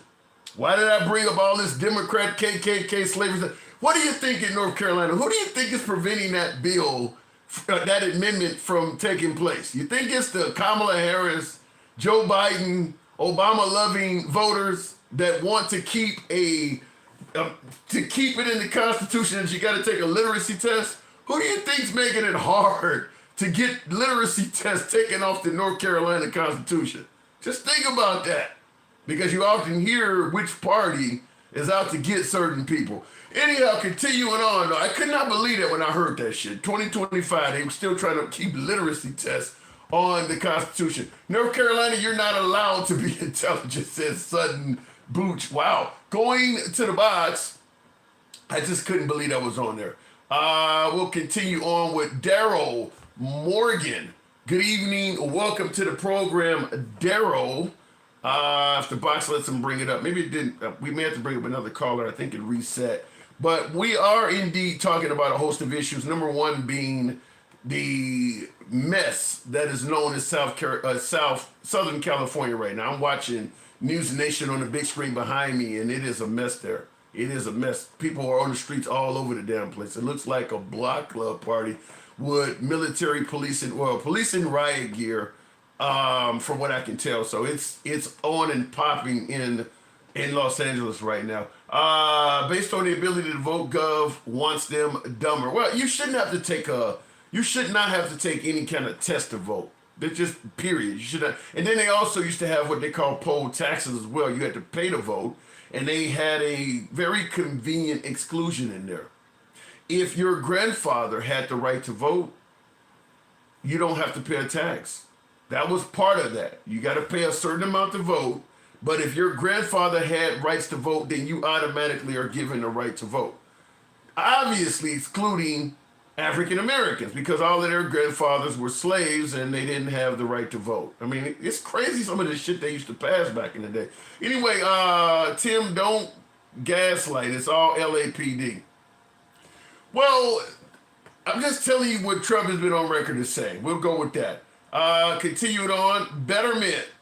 I think it says black woman. Good evening. Welcome to the program. I'm having problems bringing up guests. I'm having problems. Here we go. Betterment. Good evening.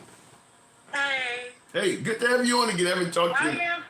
I am from Los Angeles. Really? Is it as bad as it's looking on the cable news networks? I haven't been down there. I don't think I even want to go close down there. But it's, from what I'm looking at it, it's pretty bad. But you say down there, so it's just downtown? Just downtown. So that's still only, the downtown LA is only, about a square mile or so? Yes. Okay. So basically they set 5 Waymo cars on fire. Yeah. The ones that drive by themselves, Right. They set that on fire. They're throwing bricks and scooters at police cars. They're sending the National Guard, the Marines down there. And this is Trump doing that. He's sending the Marines down there to Los Angeles. And I feel like he's making it worse. He's trying to hurt these people. And Governor Newsom is filing another lawsuit because Donald Trump is overstepping his authority. He's saying that the LAPD can handle it.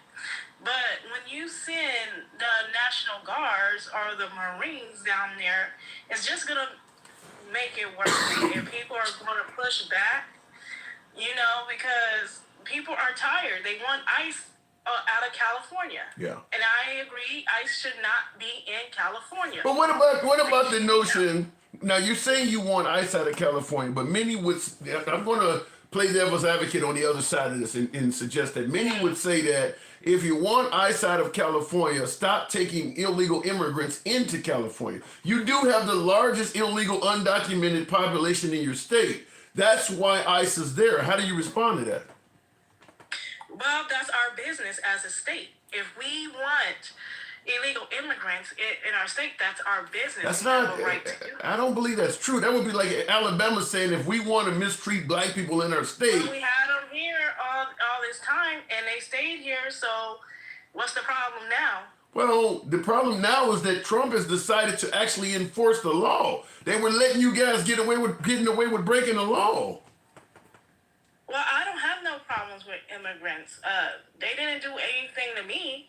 They don't harm me, so I don't have no problem with them staying. Now, if they break the law, let's say if they break the law and they're in this country illegally, of course they should be removed because they're breaking the law. They're breaking California law and they're breaking the law of the United States. Yes, they should be deported. But they're breaking the law. Just simply being here illegally is breaking the law in itself. Not if they are here by let's say what is it? I would say sanctuary because we are a sanctuary state. To be honest with you. You know what that means though. Sanctuary state means we are going to allow you to stay here without enforcing federal law. We'll allow you to break federal law here and you don't have to worry about us turning you in. They're breaking the law though. Well, that's California. Like if they don't want to send them back, that's fine, But it's like I said, like I can agree with some things that Trump is saying. I can say that if they're breaking the law, go ahead and send them out. But if you're just sending innocent people from out of this country that has not broken the law, they're following they're following the law and they're waiting for citizenship. They should not be deported out of this country. Not only that, you're deporting American citizens. Like, you're definitely breaking the Constitution. Well, some of that. Listen, I'm not going to argue with you on. You don't have the right to deport American citizens. You and I agree on that. However, when you said folks who are waiting for citizenship, the Trump administration has the right to decide if what you're waiting for is something you're actually going to get. The Trump administration has decided people who are seeking asylum and all of these folks who, as you say, are waiting for citizenship, he decided, I'm not going to give it to you. And as cruel as it might sound, he does have the right to do that. It's not like the people, talking about the folks of this great nation, all the voters, did not know what he was going to do. He made it clear that if I become president, a lot of folks that are waiting for citizenship or waiting to get a green card or waiting to become a permanent resident, I'm going to cut it off at the pass and deport them. I mean, he made it clear he was going to do that. Yeah, he did. But I don't think it's fair to deport everybody if they are not breaking the law in the United States. And I believe that Trump is doing this because he is a racist. Let me tell you something. These construction jobs, the illegals, who are working on the corners to make a living, the illegals, they're working the farms. They're doing jobs that Americans do not want to work. So if you take them out of this country, then who's going to replace them? Well, then let me try the devil's advocate thing on this again. Now you said that they're doing. George W. Bush used to say the same thing you're saying, is that illegals or immigrants do jobs no Americans want. I'm going to push back and say this: if right now in the middle of the night my septic tank went out and I needed a plumber to come out to my house and go knee deep in shit and unclog my drain, you could find one, because they're going to charge you a premium to come to your house in the middle of the night, but there would always be a plumber willing to work 24 hours to do that. And that's worse than any immigrant job. It ain't that they're doing jobs no Americans want. It's the pay. Because like I said, somebody will come and go knee deep in shit to fix your septic. It's a job that Americans do not want because of the pay. Right. They do not want their job if they do not get a fair wages. That's why the immigrants took those jobs, because Americans don't want. Americans want higher wages. Yeah, but this is one of those cases of which came first, the chicken or the egg. Now you're saying the immigrants took those jobs because they didn't pay as much and Americans didn't want them. I'm going to submit to you that the immigrants, the jobs were paying Americans first, and the employers realized we could hire immigrants for cheaper, and that's what lowered the. I mean, we've always had fruit being picked in this country. Long before we had an illegal immigration problem, people still ate fruit. All of those jobs are still being done. It's that the people who are paying for those jobs realize we can now tap into cheap immigrant labor, and they lowered the prices of everything. Yeah, because they don't want to pay Americans a fair wage. Think about it. Like they don't want to. That's why they hired the immigrants. But you have to think about it. Most Americans, they want a sensible wage. Yeah. That's why they're not taking these jobs. So these companies have no choice but to hire these illegal immigrants. But let me tell you something. Job Corps is going to close down along with the Department. I heard a judge stopped that, by the way. On the end of this month. And a lot of kids are going to be homeless. And we're already dealing with a homeless crisis in California. So if these Job Corps centers shut down, we're going to have a younger population of 16 to 24-year-olds homeless on the streets with nowhere to go. I heard that a judge stopped the Job Corps closings, at least temporarily. I think I heard that they stopped that. I haven't heard that yet. I haven't heard it. So, for as far as I know, they're closing the Job Corps, but there has been protests on that too, where Job Corps students and staff and other faculty members are trying to put a stop to it. That's what I know. Yeah. Now, does it really amount to that? Is it that many? Because I did a short stint in Job Corps myself, and I got out of it because myself. yeah, I got out of it because now a lot of the complaints people are lodging as to why it was a good thing to close Job Corps. When I got out of it in 1990, after only a few months in it, I confirm it was bad. I mean, it just felt like I was around a bunch of inmates. I mean, it was violent as hell, drugs. I mean, I'm going to be honest with you. You do have people coming in there with criminal records, doing a trade, and and still acting a fool. Yeah. But that didn't stop me from graduating. That finishing up my trade at Job Corps. I'm one of the living proof that Job Corps can succeed.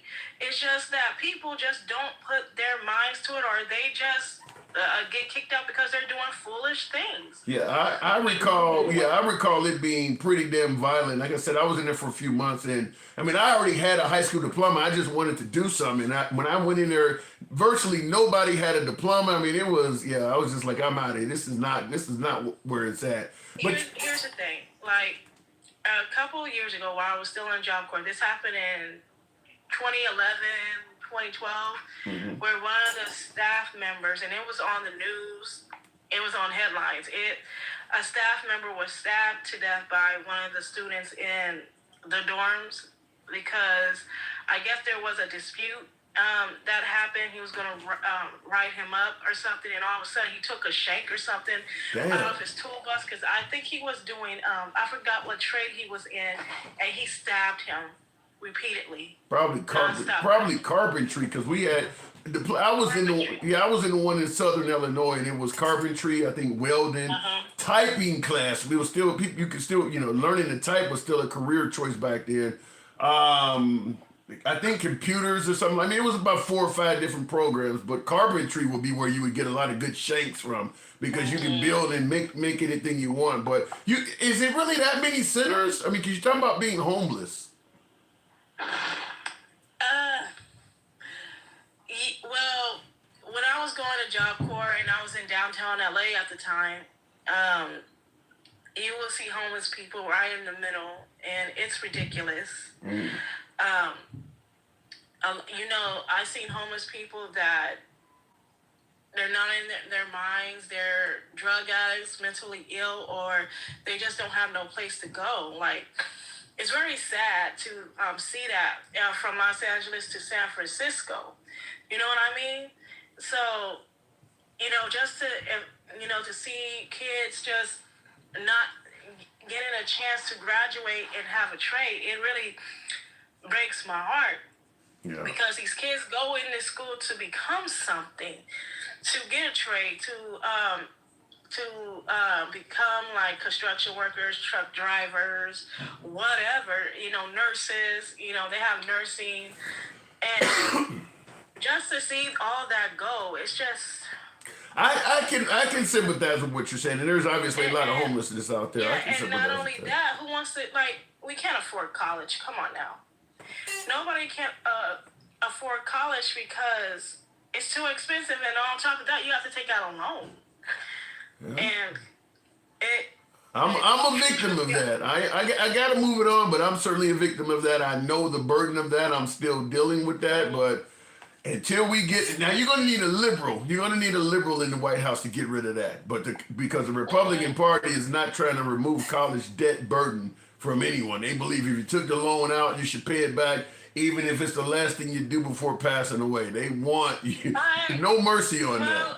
Well, we should pay our loans back, but not in we shouldn't be penalized for not, because people are struggling right now. That's what I'm trying to get. People are struggling right now. People have car notes. People have insurance to pay. They got rent. They got mortgages. Yeah. And to put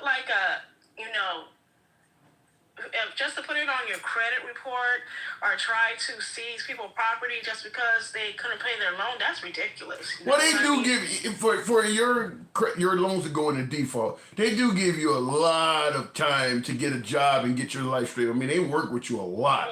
If your loans are in default, oftentimes people who have loans in default. They can put it into default if you go to school. No. I'm saying when it gets to the point where it's ruining your credit and stuff, it takes a long time to get to that unless you don't communicate with them and you just not pay them for a lengthy period of time. But you can go a long time as long as you communicating with them. You can go a long time forbearance and things like that, putting those loans on hold. They give you time to get your life together. It ain't like it happens overnight. I gotta move it on. No, Betterment. Go ahead. Give you the last word. Okay. All I have to say is that I hope all this calms down and people just go back and to come into normal. But there's always going to be protests. It's going to be a riot again. It's just a matter of time. After this dies down, there's going to be another one. So, we're very liberal here in California. Very liberal. We don't put up with stuff. Whoa. And we definitely don't like putting up with all them illegal immigrants. I gotta go. Appreciate it. Okay. All right. All right. Looking in the comments. Yep. Hurricane season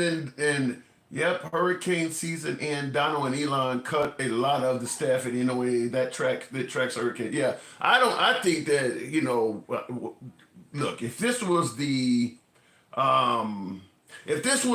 the liberals were in power, I think there's a whole lot of things happening right now that Trump would be seizing on and blaming Biden or Kamala Harris for. Certainly the amount of aircraft incidents we've had, planes crashing and shit like that. If they can find a way to blame the liberals for the price of eggs, even though it's bird flu, there's no way in hell the liberals wouldn't be taking a thrashing for what's going on in the airline industry.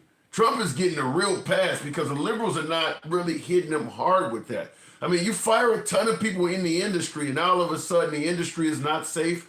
I mean, they're telling you it's not even safe to fly into Newark, New Jersey.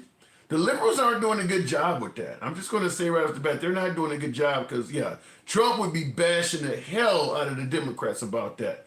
And then the same thing as one of the viewers in the comments talked about with the NOAA, the weather industry. Same thing. I mean, you got hurricane season coming now. And, I mean, you got Trump who bashed Biden after the hurricane struck, over there in Asheville, North Carolina, over there in the western part of that state, suggesting that the Biden administration was basically not sending FEMA there to help those folks who were downtrodden soon enough. That Biden left all of them hanging. Trump, running for office, went to North Carolina and talked to those folks. They were going to vote for him anyway, but he went over there and pounded into their heads. See, Biden is ineffective and things like that. Trump gets in office, immediately does huge cuts to FEMA, and those folks are still suffering. What are the chances, even though they're suffering, even though Trump has let them down just as much as Biden, they would still vote for Trump? What are the chances? Anyway, looking in the comments, where the carcass is, the Eagles will get. Okay, go to Miami Airport on American Airlines. You'll change your tune real fast. Don't know what that means. Australia can have Trump. No, they don't want nothing to do with Trump. I used to live there, and I talk to Australians all the time. They think that America made the biggest mistake ever. By the way, before we continue on, and I wanted to play this. I was talking to my last caller. This is a 30-second clip. I'm just curious. I don't know what's said here, but she was mentioned in Job Corps, and I just wanted to hear this. And I don't think I'm going to be able to hear it because the volume's not up, but I just wanted to hear this clip real quick. New tonight, the U.S. Department of Labor will pause its Job Corps program by June 30th. That's according to a release published today on its website. Job Corps is a program that offers free education. Okay, so she's right. I thought I heard that the judge had stopped that, but I think she's right. And there are a lot of minorities that depend on Job Corps. She is right. They do provide housing while you're in the program, and those folks, a lot of them are, like I said, straight out of juvenile detention centers and things like that. They don't have anywhere else to go. And that's where I think one of the problems is with Trump. And before I get to that point, Supercell Fusion says, Trump ain't shit. He says, I think Elon and Trump are down, and I quote, I think Trump and Elon are down. And I quote, he did say, I will deport him. What do you think about that, Tim? I don't think Trump's going to deport Elon Musk. I don't think he's going to do that. And if he, well, like I said, it wouldn't be the first time I said Trump ain't going to do something that he actually did. Wow, that would be a mess. Yikes. I think he might go after them 59 South Afrikaners first. I mean, well, listen, at the end of the day, regardless if you like Trump or you dislike Trump, I don't think I don't even think MAGA can deny that Trump is vengeful. Trump loves getting revenge on people. So, I mean, he already stated that if Elon starts offering cash to primary Republicans for Democrats, it's going to be a big mistake. I mean, he's already threatening Elon. So, I don't know if he would deport Elon. Damn. But I will say, look, if Elon keeps pushing, I won't say Trump won't do it either. I won't say he won't do it. Trump is a vengeful president. He will do whatever he can within his arsenal. So if that's something he can do, Elon is a citizen though, right? Elon is a citizen of the United States. So he would have to make up some crime, which probably wouldn't be hard if you dig deep enough, because some of that election shit, like when Elon tried to sway the election in Wisconsin, my guess is Elon probably got a few crimes out there he could muster up. If Trump was not on the Epstein list, he should have no problem releasing the files. Sean the Great, something, I'll just say this before I go to the next caller. I don't think it matters. When Trump said middle of Fifth Avenue, damn it, I believe that. If Trump popped up on the Epstein list, I don't think most of MAGA would change their tune at all. I just don't believe that. I do believe a middle of Fifth Avenue theory, and I don't believe Trump popping up on the Epstein list would make much of a difference at all. They would still support him. Going back to the box, though, it says, I don't know what I'm hitting here, but let's see if we can bring up the one and only Dencal. Good evening, Dencal. Welcome to the program. Now, you've been listening in. What do you think about what's going on in Southern Cal, Dencal? You think it's necessary what Trump is doing, or you think he might be overstepping it? I mean, of course he's overstepping it. That's his MO. Like, overstepping it is what he kind of does. Yeah. But like they're saying, he's claiming victory because he sent those people down there. They haven't even engaged with anybody. It's been all LAPD and the state people. But he's out there saying he the one who stopped the stuff last night, and now they adding 700 more Marines for what? I think he's just trying to be big and bad, but hold on one second. I've never had to do this before, but nature is calling. I'll be right back. I don't have a choice in the matter. Damn.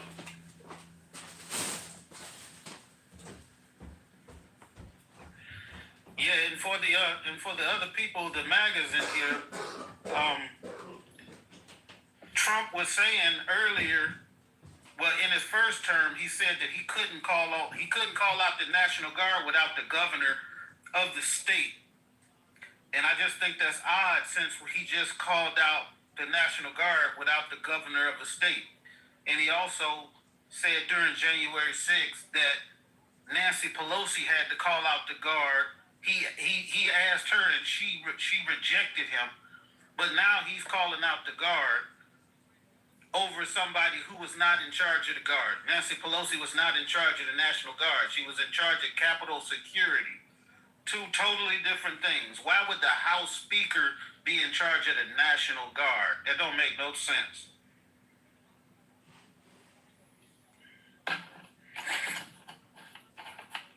And also, the MAGA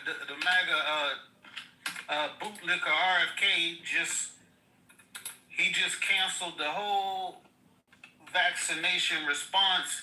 The CDC vaccine advisory panel just fired all of them.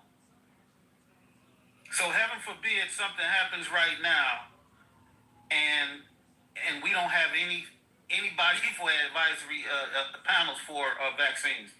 Yes, it does, Cedric. LA does have something to do with it. If he said that he does not have the power to call out the National Guard, then he doesn't. If he didn't back then he doesn't now. You can't just ignore everything he said and done before and say, well, now it's different, because the law never changed. It does matter.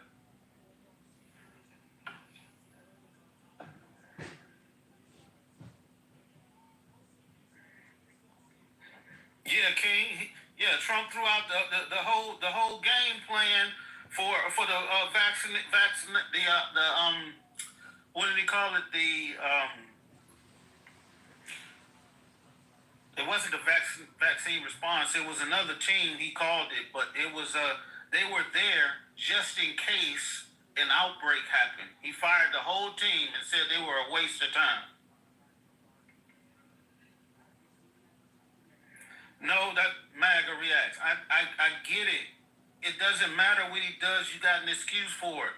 There is no difference. There is no difference. He can't just use it. Now he's saying emergency powers. What emergency powers did he need if the people from LA took care of it themselves? That's not a national.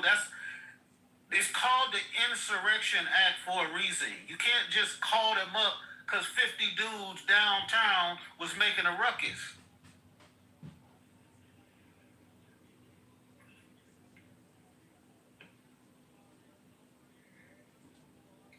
There's not a huge difference. He's out here right now. He's calling these couple of hundred people down there in LA. He's calling them an insurrection. And the people that we saw beat the hell out of police officers in front of the Capitol, he called them very fine people. You can say what you want to, but we all saw what we saw. I know he hasn't used the Insurrection Act because he's using the law to skirt around it. Everybody knows you're not supposed to call up the National Guard without the governor unless it is an actual insurrection, which it is not. You hosting, you're doing a good job there. I heard you. All right. That was not fun. Okay, so don't normally have to do that in the middle of the show, but where were we at? We're talking about him overstepping in Southern LA. Now, but what about the notion that, because the whole purpose of this is to get peace, to calm down the tensions in that city. That's what Trump is trying to do. Do you think he'll be successful? No, that's listen. When people react to how the government responds. If you come out there with batons, and you got some, maybe some riot shields or whatever, they respond to that. When you come out there with tanks and AAVs, then obviously people that are frustrated are going to escalate. That's all they're doing is escalating. If the LAPD, who is one of the biggest police departments in the country, if not the biggest, them are New York, them are New York. What we see was small, limited skirmishes. They make it seem like it was this big thing, and it was like the George Floyd situation. It's not. No. And if the police department can handle it, there's no reason for the government, for the president to be calling out, especially not 700 Marines. Yeah, But to kill. That's all they know. That's what they taught. Yeah, I was the same way. Yeah, I was the same way. I'm like, you got hundreds, if not thousands of more National Guard. Why would you step it up to active duty military? I mean, that just seemed like incredible overkill. Right, and they was out there burning way more vehicles. You know what I'm saying? Those autonomous cars. Yeah. That was like the extent of what they did. Yeah, they was throwing some fireworks and shit. That's civil discourse. I mean, you know what I'm saying? That's. Well, I gotta push back a little bit. I saw them throwing cinder blocks from an overpass that were actually breaking the windshield of moving police cars. Which, if the car's moving, that means somebody's driving it. And you're throwing a cinder block down from us. I mean, you could kill somebody doing that. Right. Look, I'm not saying that there are not people out there doing bad things. But if you look at the totality of it, you can't say, okay, a couple people, how bad it was, them throwing stuff over the side warrants 700 Marines. I ain't gonna even count the dang on National Guard. Imagine how them Marines must feel getting ready to go get deployed to Los Angeles. Yeah, well, that's an easy. It's gotta be heavy. It's gotta be heavy on them to think that they're being sent in there by this president for something that they never should be involved in. No, yeah, I can't disagree with you anymore. I mean, that's literally almost like the definition of a civil war. You're basically making Americans fight Americans. Like I said, I'm with you. They're trained to kill, as you put it. That's their job as Marines. Why would you release them into an American city? There is some chaos going on in that town, but nowhere near to the level that I mean, this ain't Fallujah. Like, damn. I mean, to take it to that level, just send in an overwhelming amount of National Guard before you go up to the active duty Marines. I don't get that one. They not even overwhelmed like that. This is not an overwhelming thing. Like, they got groups of like 50, 20, 50 officers moving the crowd and stuff. This is not what they making it out to be. Of course, they're going to make it out to be just as big as January 6th, when Jan 6 had like 100,000 people down there. They're trying to make it compared to that time. Well, they never burned any cars on January 6th. No, people got shot on January 6th.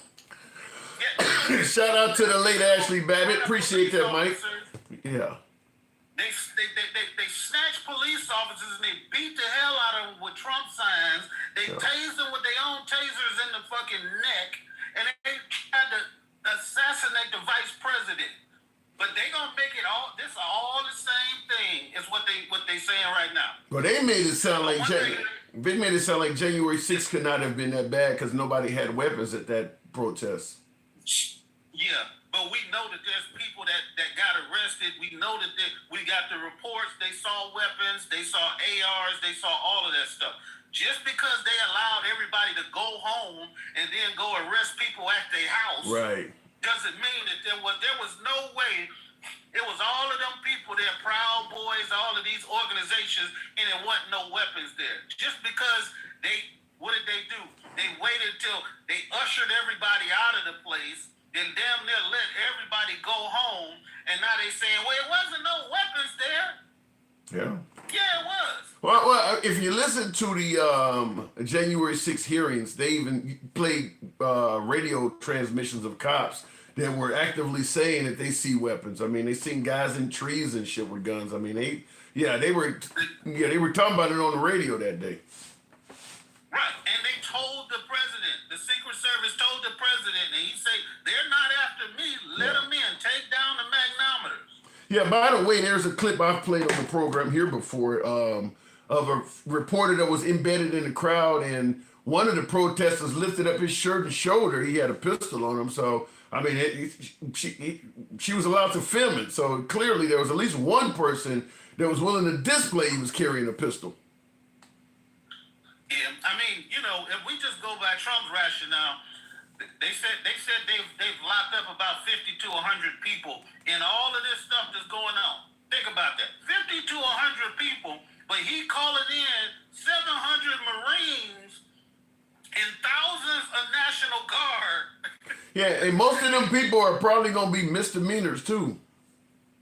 Yeah, most of them folks. They should all be let out if we use Trump's logic. I mean, they just protested. That ain't gonna happen under Trump. We know that. They just want to be heard. Yeah. What do you say? It was a love fest. Let me ask you this before I move it on. You heard that Kilmar Abrego Garcia is back on U.S. soil. Now they want to get him for human trafficking and all of this stuff. Do you see? Does it look like they're trying to create a case out of nothing? Yeah. Oh, they have. We went from look, he beat his wife. Oh, look, he was stopped before in a car. To now he's damn near the leader of a trafficking organization. Yeah. He's been known to, because he had extra seats in the car, he's been smuggling people back and forth. And he's a menace to society. Yeah, I'm the same way. Like you pulled this guy over back in 2022, I think it was, and you got him on body cam being questioned by officers about the seats in his car, and they're going to make a case out of that. Like, I mean, if he wasn't arrested, he wasn't even charged back then. So you want to go back and try to somehow prove back in 2022 he was doing this based on that video? I just don't see it. If he has even decent counsel, he's going to beat this. Unless they do a job on him. Now, You know they're gonna be trying. DOJ, he got the whole apparatus, and we know he will weaponize that system.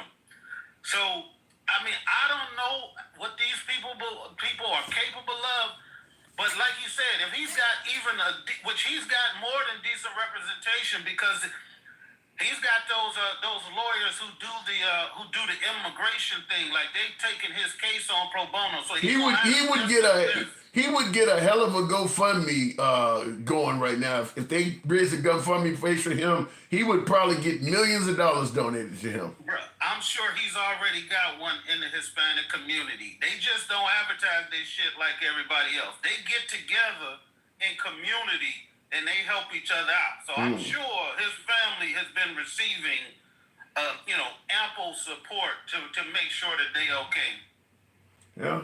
I don't. But one quick thing before I go, I just want to know that did you know that RFK fired the whole what's it called, the HHS? No, the whole CDC vaccine advisory panel. So we don't have anybody in those positions if something were to break out right now. The whole crew, not just a couple of them at the top, not just the what do they call them? The administrators? Not the swamp, the administrative, none of that. The whole advisory panel, all of the scientists, obviously because they probably said he was batshit crazy, he fired them all. And he wanted to be president. I mean, you think Trump is doing some controversial shit? This motherfucker would have closed down all the hospitals. All right. Closed down. He would have banned ambulances and shit. I mean, like, he wanted to be president. And if he get his way, if the big beautiful bill gets their way with all of them cuts to Medicare, there will be a lot of hospitals shutting down, because a lot of hospitals depend on, especially those rural small town hospitals, they depend on Medicare payments. That's the only way they stay open. Wow. Well, like I said, the next campaign slogan for the president that comes after Trump is probably going to be "America, we're hiring." Vote for me, we're hiring. Because they got to get all these people back. They fired way too many people. You know, if we were going to try to cut wasteful spending in the government, they sure started with the lowest peons on a totem scale. The people who are getting away with huge amounts of waste, fraud, and abuse, they let them scrimp. I mean, they firing basically working class people. I mean, you know, they call that brain drain. All of the people with the knowledge at the top are getting fired. Yikes. All right, man, that's disturbing news. I did not hear that. That's awful. I mean, yeah, if we do have another hey, one more quick thing while you was using the bathroom. There's a video out there with Trump when his first term saying that he could not call in the National Guard without a governor's permission. And he said he would not do that. Trump was lying. What he's doing now is contradictory. We know that, but that's just a way for you to show your beloved MAGA. When we say he's a fucking liar and a piece of shit, that we have proof, and it's not just us making this stuff up. Yeah. I'll just say I definitely believe that the notion that Trump could not provide any kind of National Guard on January 6th is a lie. I mean, but then again, the whole notion of January 6th was a lie. The whole reason they met there was a lie. So nothing truthful will ever come out of that day. It was a love fest. Nobody had any weapons. All of that stuff is a lie. I got to go, Cal. Appreciate it. All right. Take it easy. You too. All right, looking in the comments, according to a liberal, nobody does nothing wrong except for MAGA. Get a life. Will Sim, you never heard anybody yelling genocide Joe has got to go at all the Biden rallies? If you think that liberals think that only people can do something wrong is MAGA, then you're not paying attention to liberals. There are plenty of liberals criticizing other liberals. What is the senator in Pennsylvania, Fetterman? He's criticizing liberals all the damn time. So is Bill Maher, the comedian, criticizing liberals all the time. For you to say something like that makes it clear that you're only getting your information from the right. There are plenty of liberals. I mean, Bernie Sanders criticized the likes of Nancy Pelosi. I mean, there's a whole lot of liberals criticizing liberals. And you're always going to see more liberals criticizing each other than Republicans, because the mindset of the liberals is far wider, far more encompassing. But the feminists have an issue with the whole Me Too movement. They were what do you call it? Cannibalizing their own people with the Me Too movement. What was the senator in Minnesota? They got canned. He pretty much got fired. I can't think. Al Franken, I think his name was. I mean, yeah, the liberals absolutely see other liberals doing something wrong. For you to say that means you don't know anything about it. Supercell Fusion says Super Tim is doing a secret cabinet meeting with Tom Homan and Mike Pence. You disappeared out with that cabinet meeting. Well, Tom Homan is relevant, but Mike Pence is not. Mike Pence's whole career is over with. Mike Pence is irrelevant at this point. And I'll just say this. I don't have any credibility. Okay, look, let's say you're on the liberal side and you don't think Trump you do not believe Trump has the right direction for America. If you're hearing that from, let's say, Michael Cohen, Mike Pence, Nikki Haley, all of these folks that are criticizing Trump, but when it came down to it, they supported him.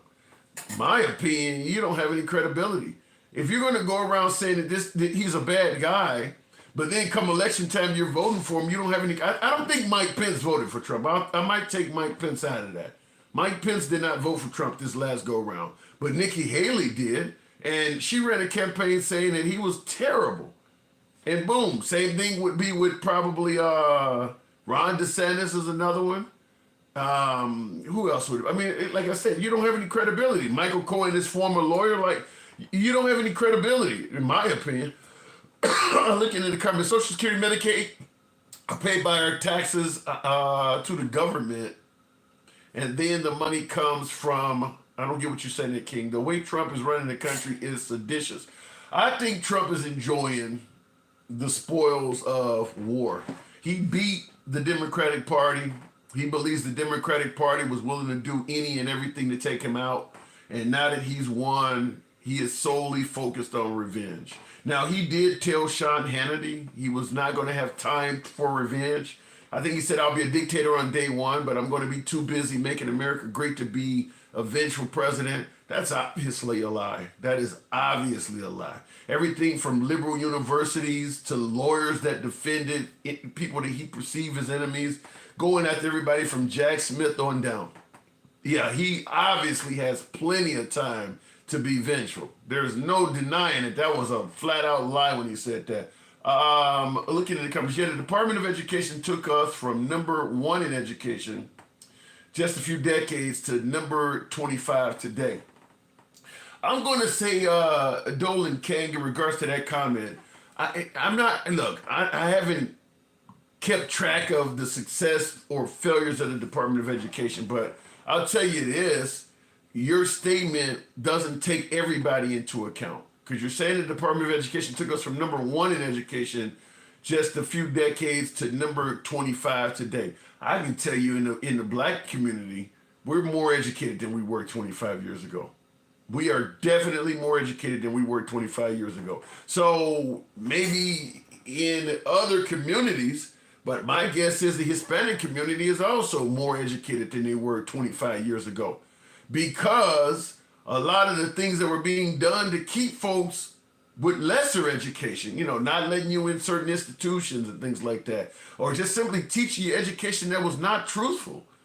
I mean, a lot of that stuff has been slowly but surely corrected. We are more educated than we were 25 years ago. There's far more people of color getting high school diplomas and college degrees than there were 25 years ago.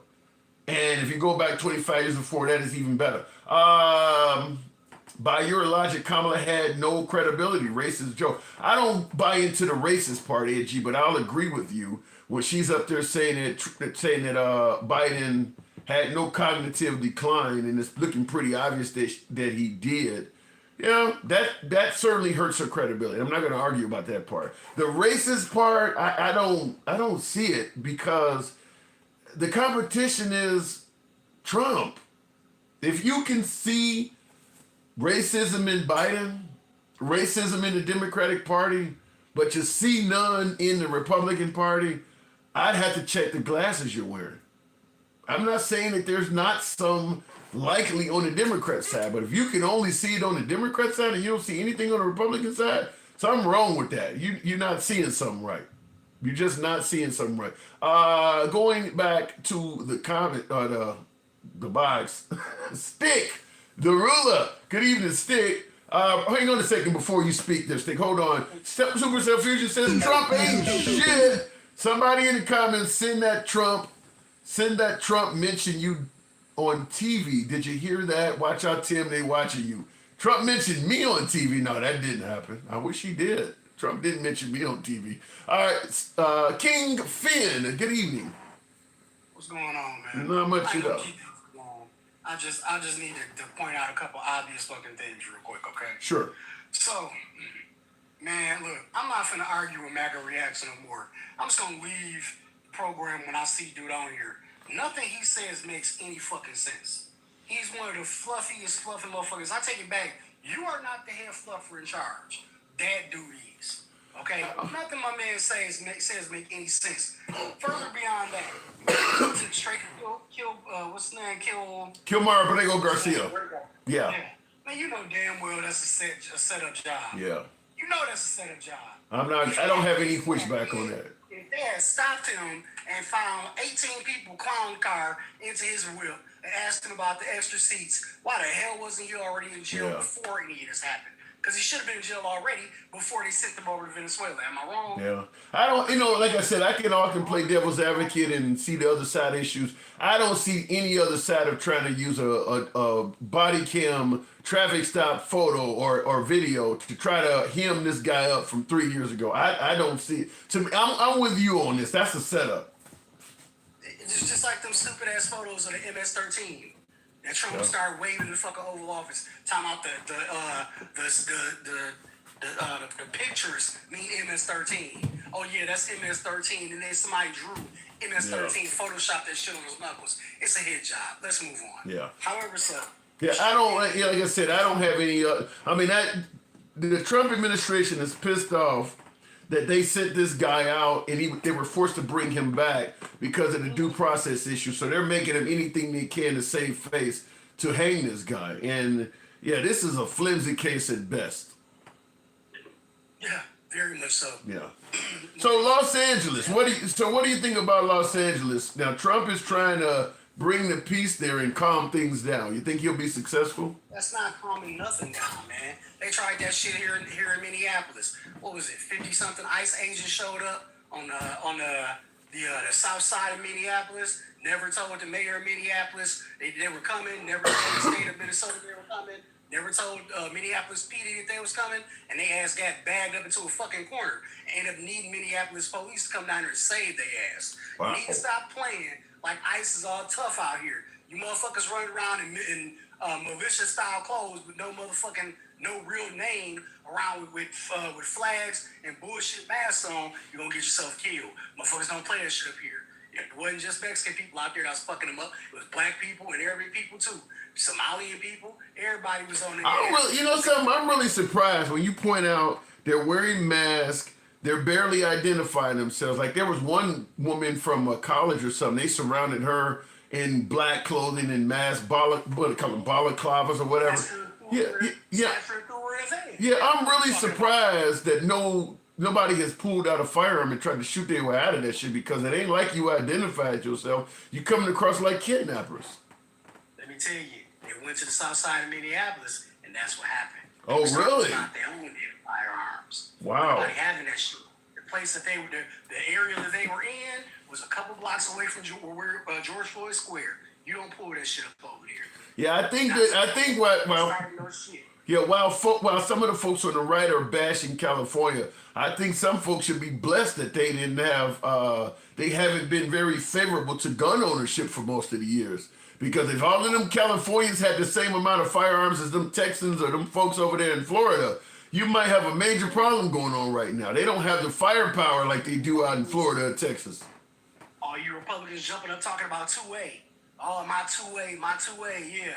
Your 2A can go two ways. Mm-mm. Please don't think just because you got guns, we don't. Because we do.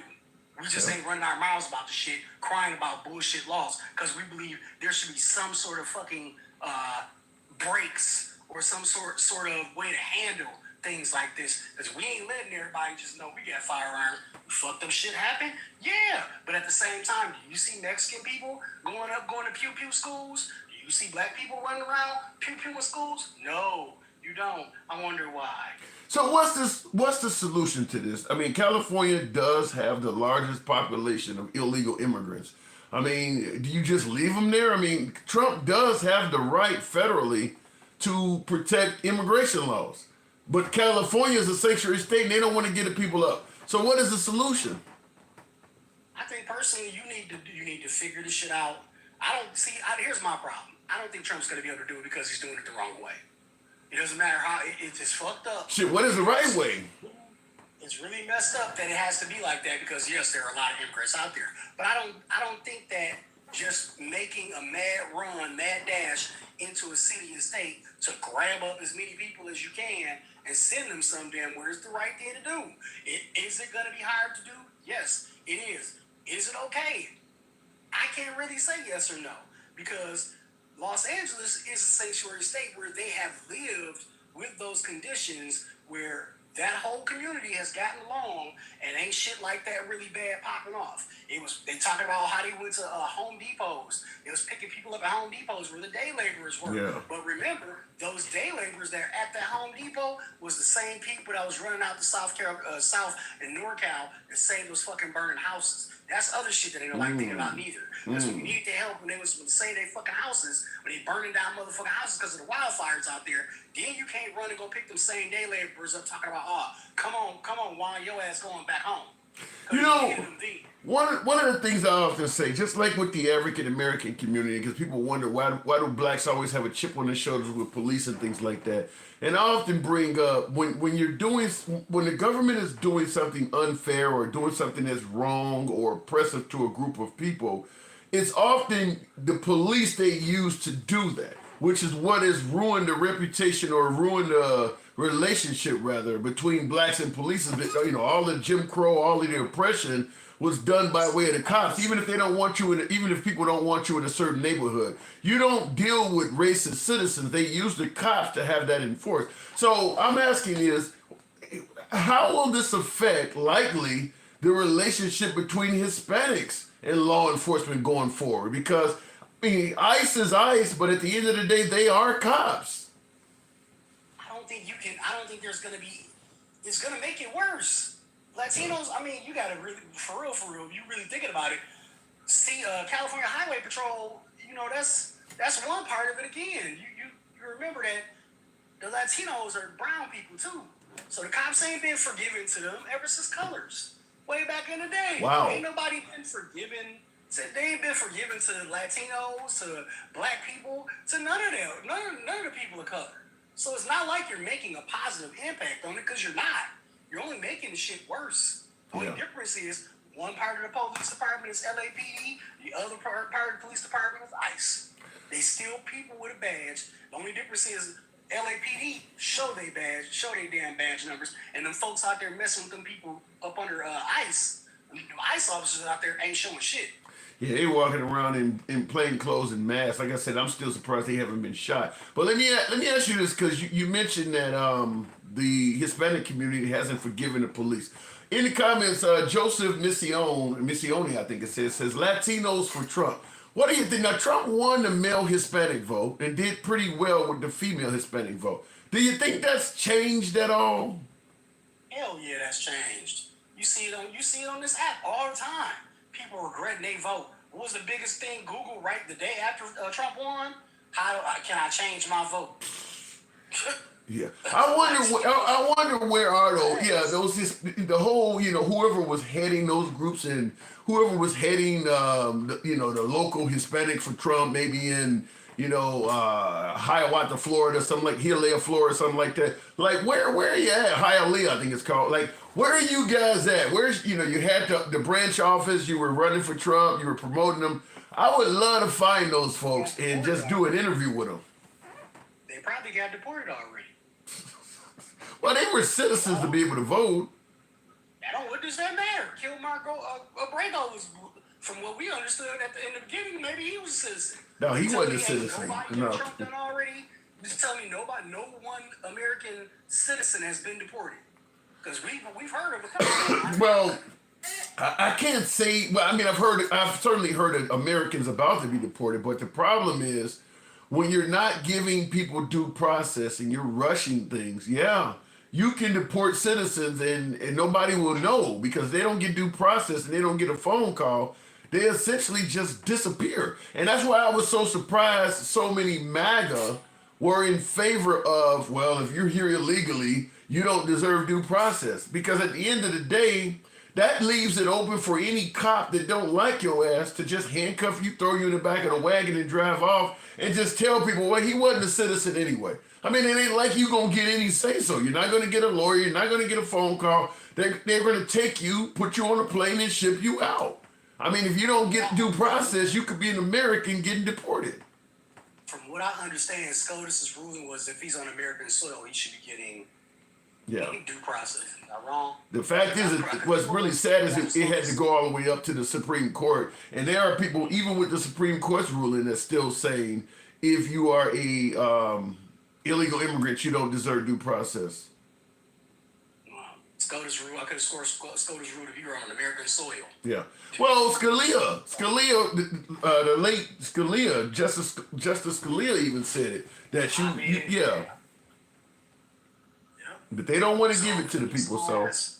Just my ass, Scarface. That's what I got to say. All right, King Finn. Thanks for coming through, man. Reacts, man. He got to get bigger, man. You're trying to spin shit. Just like he's like, oh, that shit you said about the literacy test in North Carolina. Oh, that ain't going on. That's what Tim said. Tim said that it's illegal. You sure? Because I went back and watched the YouTube and the words that the litmus test was made illegal by civil rights, never came out your mouth. But that's what made us fun to be in the 5 seconds in the comment right after you said really? Well, don't play with me. I think that Push your fucking head. MAGA Reacts likes to push back. I mean, it ain't always accurate, but he likes to push back. But he's like an incessant little toddler. He likes to argue about dumb shit. I'm not a fucking toddler. I'm a grown ass man. Don't try that shit with me, cause I'll pull the receipts on your ass. You're not playing with a child, dude. Go sit your ass down. Fuck out of here with that bullshit, boy.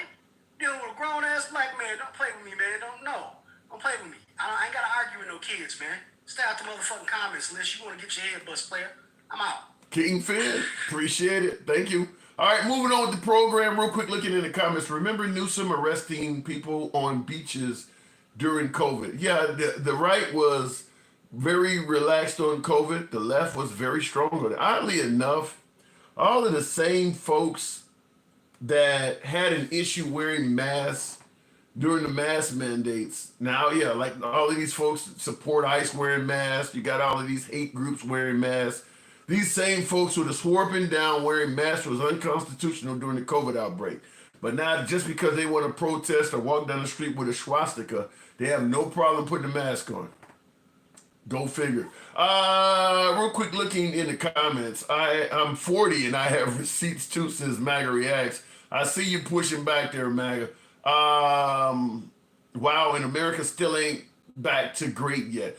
Yeah, I don't know where Trump's, in regards to the whole notion of make America great again, I'd be curious to sit down with someone, like Trump or someone supporting Trump and ask them what is their definition of America being great, quote unquote, again.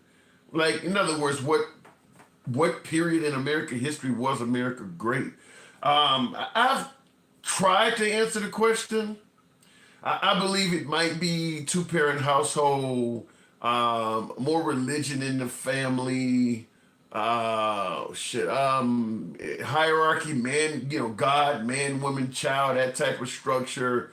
Not the LGBTQ community pushed back into silence. I mean, I can come up with a few things, but the fact is, when you talk about taking America back and making it great again, that works from one aspect. you do not take into consideration other groups of people. That's the only. I mean, it just isn't meant to take into account the black experience, the Hispanic experience, the Native American. It's not designed for that. It's designed for the most part, a bygone era. This is my opinion. I'm speculating on this, but if you're talking about again, that means you're going back to something that once was. And as a person of color, I don't think even yesterday was better than today. If you're a person of color, every day progressively gets a little bit better and better and better, whether it's the money in the black and Hispanic community, education in the black and Hispanic community, the levels of employment in the black and Hispanic communities, the level of politicians. And I mean, it's every day is better than yesterday. If you're in those communities, you don't even want to go back to yesterday. So the word again to those communities is almost toxic. It's almost toxic, which is why you often hear minorities ask, well, what does Make America Great Again mean? What are we going back to? So you can spin it in like I just tried to do and try to make it make sense, and two-parent household, God in the family, whatever the case may be. But again, it's kind of toxic for people of color because of how bad things were. And the further back you go, just the more darker and sinister it gets. But it gets better for white America. It does get better for white America. The 1950s and 60s were better for white America than they are now, because you had hierarchy. Now it's kind of more like society is closer to being equal. Some would argue it's still not there, but it's closer now than it's ever been. Whereas if you're in those eras, you didn't have to compete for shit. You could have what you wanted without any interruption, without any competition. It was a better time. I could see that. ICE agents threats are up over 400%. So do you believe officers and their families should be exposed to danger? Will Sim, doesn't that make sense to you though? You're saying threats towards ICE agents are up 400%. And you're asking me, so do I believe their families should be exposed to danger? If you take up on a mission where you're going to attempt to deport 3,000 people per day, which is what the Trump goal is, you don't think all of those additional arrests are going to lead to you receiving more threats and being placed more in harm's way? I mean, it's like going from being a traffic cop to working narcotics. Yeah, you're going to receive more threats. What you're doing is far more dangerous. That should be kind of expected. What do you think, you're going to go and start deporting 3,000 people a day and the threat margin is not going to be up? You do realize they're threatening the shit out of a lot of Hispanics too, right? People are not going to work because they're afraid they may not be able to come home. Kids don't know if they'll see their parents again. You're talking about threats towards ICE and their families. You do realize they're threatening the shit out of these people. And it's not just illegal immigrants. When they're hanging around Home Depot, when they're doing raids on job sites and all that, you do realize innocent people are being temporarily detained, forced to hand over documentation, probably getting cussed out. Maybe some of them are looking down guns and shit like that. Until they clear you, they're treating you like shit. You don't think that might lead to a few extra threats? Or are you just 100% biased in favor of ICE? Because I'm going to tell you something, even if ICE is doing what's right by the border, and that's questionable, but even if they're doing everything right, they're treating some people wrong. People are being treated wrong in this shit. People are getting profiled. Brown people are being profiled. Just because you showed him you had paperwork that you are an American citizen, and you were born and raised in this country and you belong here, don't mean he didn't treat you like shit in the process to get that. That doesn't mean he didn't pull you over. That doesn't mean he didn't threaten you. That doesn't mean he didn't aim a firearm at your head. That doesn't mean any of that. You don't think that some of that might lead to a few extra additional threats? I mean, they are treating people like shit. I don't know how to explain that to you. Looking in the comments, Supercell Fusion, wow. Shout out to you. Thank you, Supercell Fusion. Says Trump ain't shit. Tim, your last caller was right. MAGA Reacts needs to go to a private bathroom and say 5 Hail Marys. To answer your question, America was great again, but when the pandemic happened, say goodbye. Well, according to my last caller, my caller before last, if Kennedy has gotten rid of all of the vaccination programs or shit like that, we could easily have another pandemic in the near future. And what's really fucked up is America used to lead the way in times of chaos and crises. A lot of our allies are starting to realize they cannot depend on that. I was watching one of the cable news outlets. Now, this is someone saying something that's negative to Trump. I don't know if it's true or not, but I believe there is some validity to it. They're giving numbers that are not good for Trump. But if you're MAGA, you don't give a damn about these numbers. They stated that in the 5 months since President Trump has been elected, by way of canceling USAID, they're attributing tens of thousands of deaths to Elon, who canceled the USAID, but he did it with authorization of President Trump. We used to help out some of these other African nations and some of these really poor nations with a lot of things like medicinal treatment, prescriptions they can't afford, some of these Doctors Without Borders and Peace Corps, all of that shit. By getting rid of USAID, USAID is gone. People are dying. Like I said, if you're MAGA, you don't give a fuck about these people. As long as he can make you a little extra money and waste, fraud, and abuse, you don't really care. But getting rid of USAID almost certainly has resulted in deaths. Like I said, it's a number. I don't know what the number is. This guy said like 600,000 or something ridiculous like that. I don't know if the number's accurate or not, but it's a lot greater than zero. It's a lot greater than zero. When you retract all of that hospitalization and medical and all of that treatment that we were giving those folks in these villages and shit like that in these poor communities, you said we're not going to do any of that anymore. Yeah, people are going to die. There's just no denying people are dying from that. Release the Epstein file, says Don Jackson. Why? It's not going to matter. Also, USAID helped out American farmers because those farmers were being paid to grow crops for foreign aid.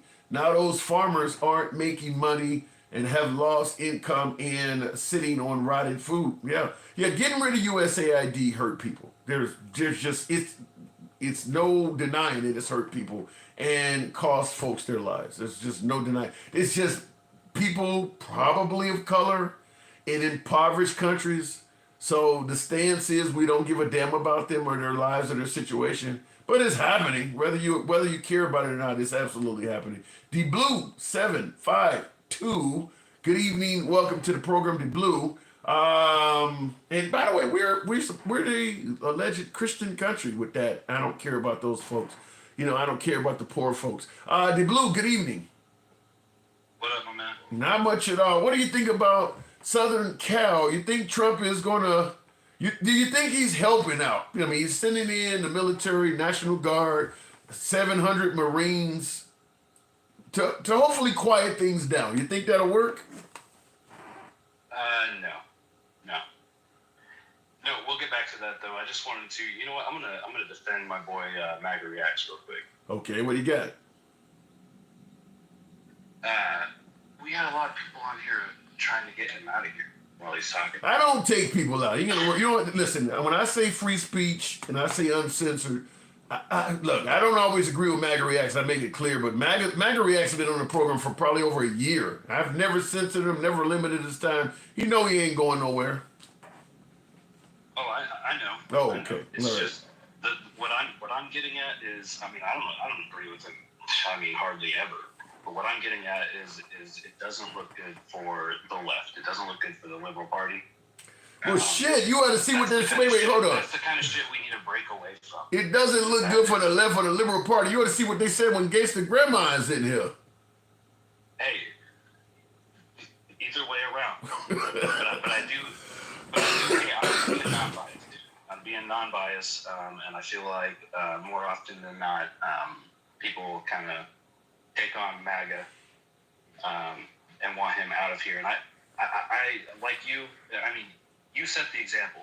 You set the example. That's exactly how everyone else should feel in here.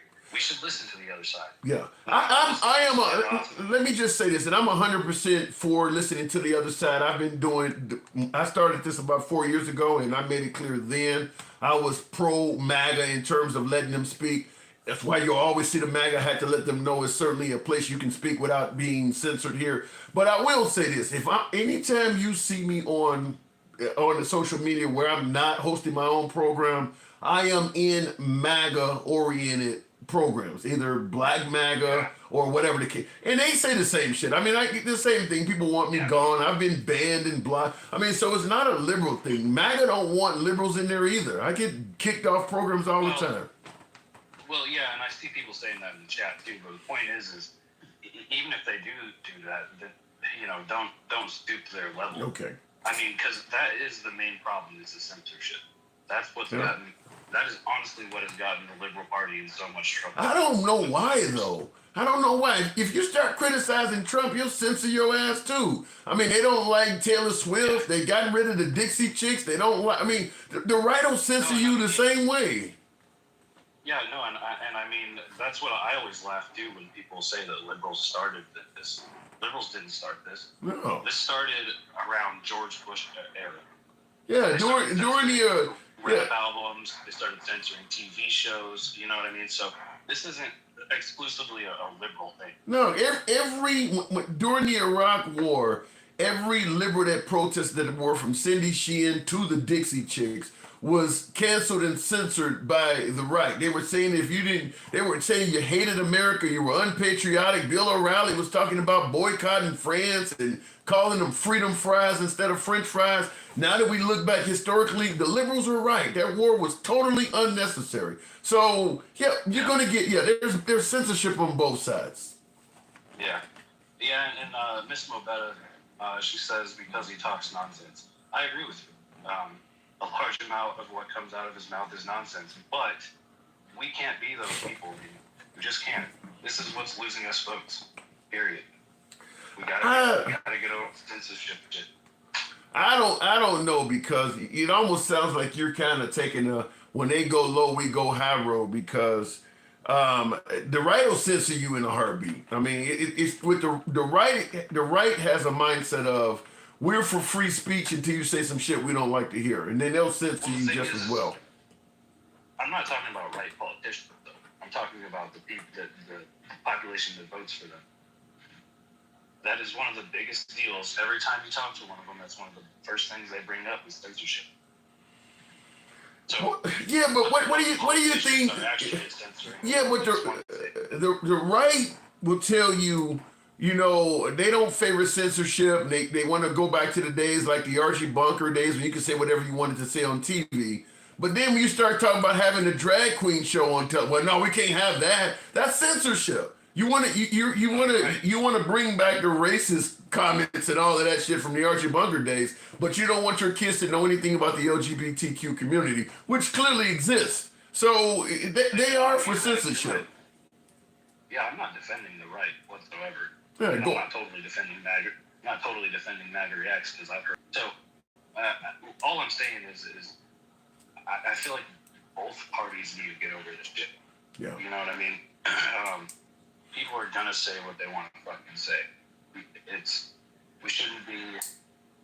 All it does is cause more problems, in my opinion, more division. We have to bottle that shit up, and you know what I mean. So it is what it is. Well, the thing about it is, people in this country. Yeah, but the thing about it is, there are children on social media, and people want to control what their children can and can't hear. I mean, like I said, for instance, the liberals. That's another thing. Yeah, the liberals don't want to have kids hearing a bunch of racist shit, and the right don't want to have kids hearing about a bunch of LGBTQ shit. But that's the parents' responsibility. Period. That's the parents' responsibility. If you don't want your kid involved in LGBTQ shit, then sit them down and have a talk with them. If you don't want your kid bullying kids at school, then discipline them. Yeah. I mean, people need to stop putting all the responsibility on the government. there are times where the buck stops with you. Now that sounds like a conservative point of view there. I've never claimed to be on either side of the political spectrum. I'm pretty well centrist. So how do you think Trump is doing as president then, if you're a centrist? Terrible. I mean, we'll get back to the topic of your show. I think what he's doing is just inhumane. And we talked about that the last time you had your show.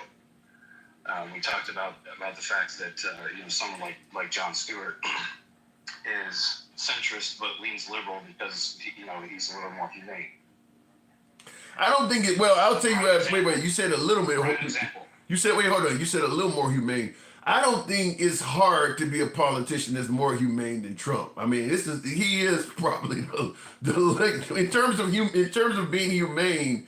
I can't think of anybody that we've ever had in any office that was less. No, yeah, I agree, 100%. Maybe some of the presidents during the slavery times, but there you go. That's a long time ago. Yeah. I hate when people bring that up. Honestly, it's such a long time ago. It has no relevance to what's going on in politics today. What do you mean?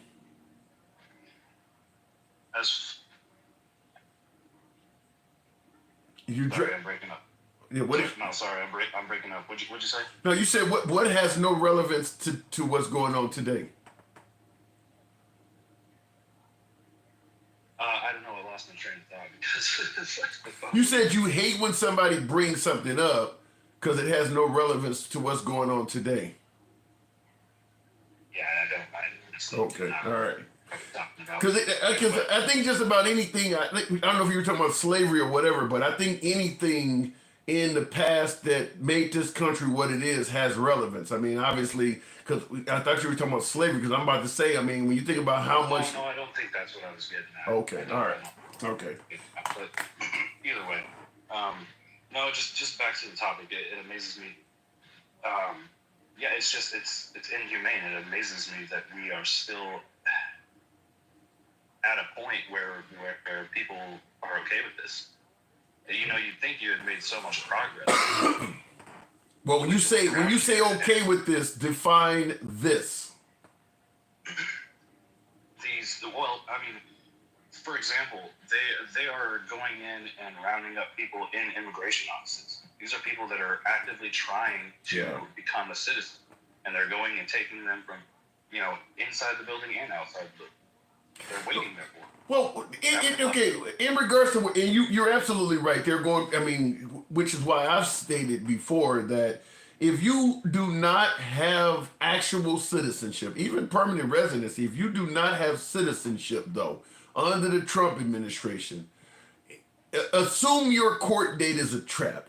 Either self-deport and go back home or stay on the run. If you do not have citizenship, I don't care how far along you were, how great it was going, you haven't committed any crimes, assume your court date is a trap. I would not show up to any court date.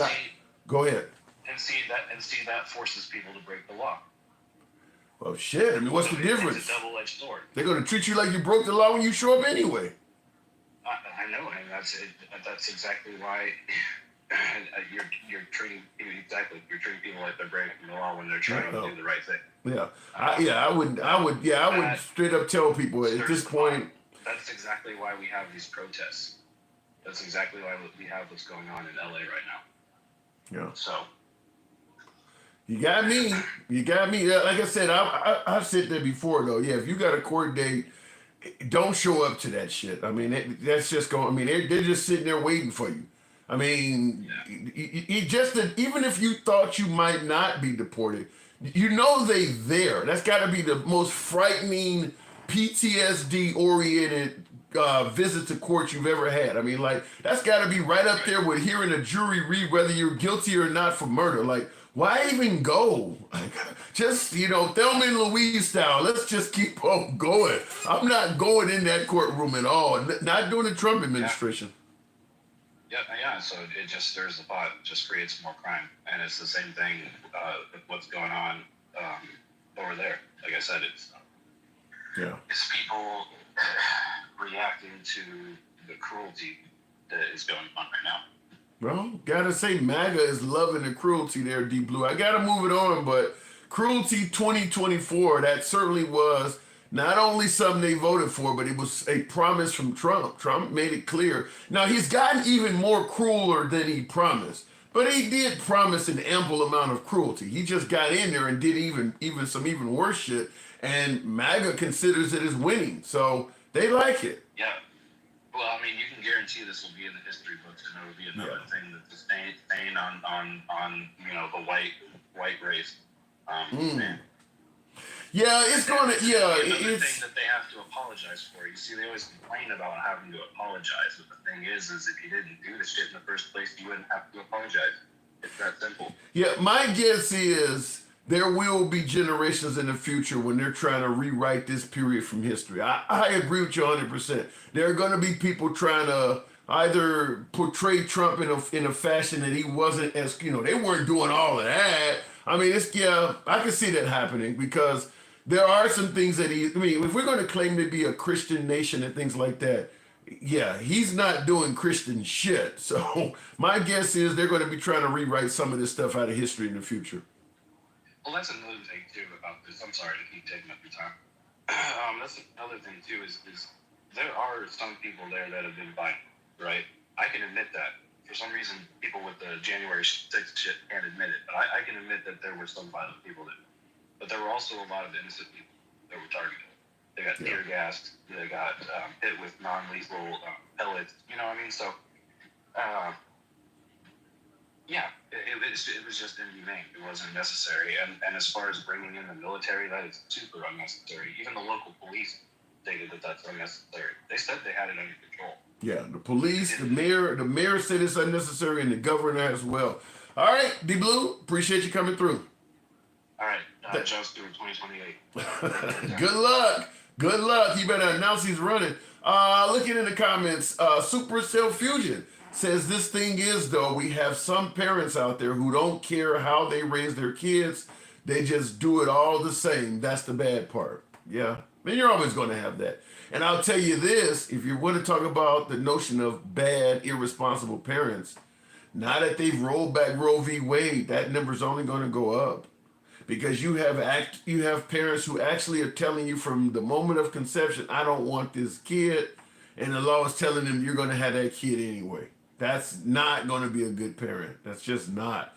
And the whole notion of, well, you should have kept your legs closed, that don't work. I mean, human beings are going to be human beings. That is not going to work. But yeah, because there's the whole reason they made the terminating of a pregnancy legal in the first place is because you had people leaving kids on park benches and shit like that. You're not going to force somebody to become mother of the year. They're telling you they don't want. I mean, it's just like even now with men, because men do not have a way out like women do. So if a guy happens to knock up a chick and he tells her, I don't want you to keep it, and she decides I'm going to keep it anyway, chances are highly likely he's not going to be a good dad. He's just not. I mean, he told you ahead of time he didn't want the kid. Well, now you got women that are going to be in that situation where they don't told you ahead of time, I would not like to have this child, and you're going to force them to have it anyway. Now, the whole notion of, well, there's foster care and there's adoption, it ain't enough of that. It ain't going to be enough of that. It wasn't enough of it to begin with. But anyway, looking in the comments, plus testosterone makes you go bald anyway. I don't know what that's talking about. The world is about to see who the real God is soon. It will be hell. It will be true hell on earth. That sounds like a American privilege kind of statement where you say the world is about to see who the real God is soon. It will be true hell on earth. If you go tell it to somebody who lives in the Congo or Rwanda or something, it's going to be true hell on earth. What do you think has been over here for the last 40, 50 years? That sounds like a statement somebody with American privilege who have never seen what hell looks like would say something like that. There are nations, go tell somebody in Gaza about how bad it's going to be. They can tell you it's already happening now. Go tell that to somebody in the Ukraine. I mean, that's some American privilege right there to say something like that. You go to Rwanda and tell them. Jimmy Herb He said, no, you go to Rwanda and tell them. But he didn't type Rwanda. He typed Lawanda. Lawanda, huh? I don't know who Lawanda is, but okay, that was funny. Nothing compares to what the tribulations will be like. Suffering is suffering.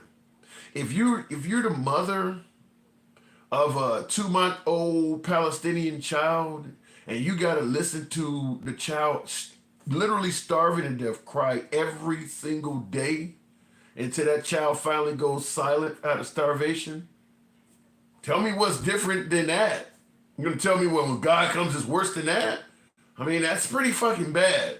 And that's actually happening now. There are plenty of kids starving to death every single day in Gaza because they're holding up aid.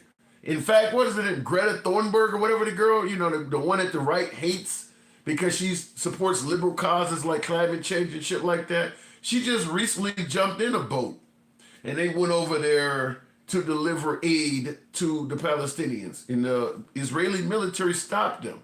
So that is aid that won't be delivered. They're literally starving those people to death. So you start talking about hell on earth. Yeah, imagine being a parent and having to sit there and watch your infant cry every day because they're not getting any food. And you just literally are watching them waste away. Just watching it. Watching your kid, last week this child was 10, 15 pounds heavier. You're just watching that. You gonna tell me hell on earth? It's already happening. I don't care about Israel or Syria, says Deadly Shade. And that's kind of the American MAGA way. It's kind of like, what was the movie America Fuck Yeah?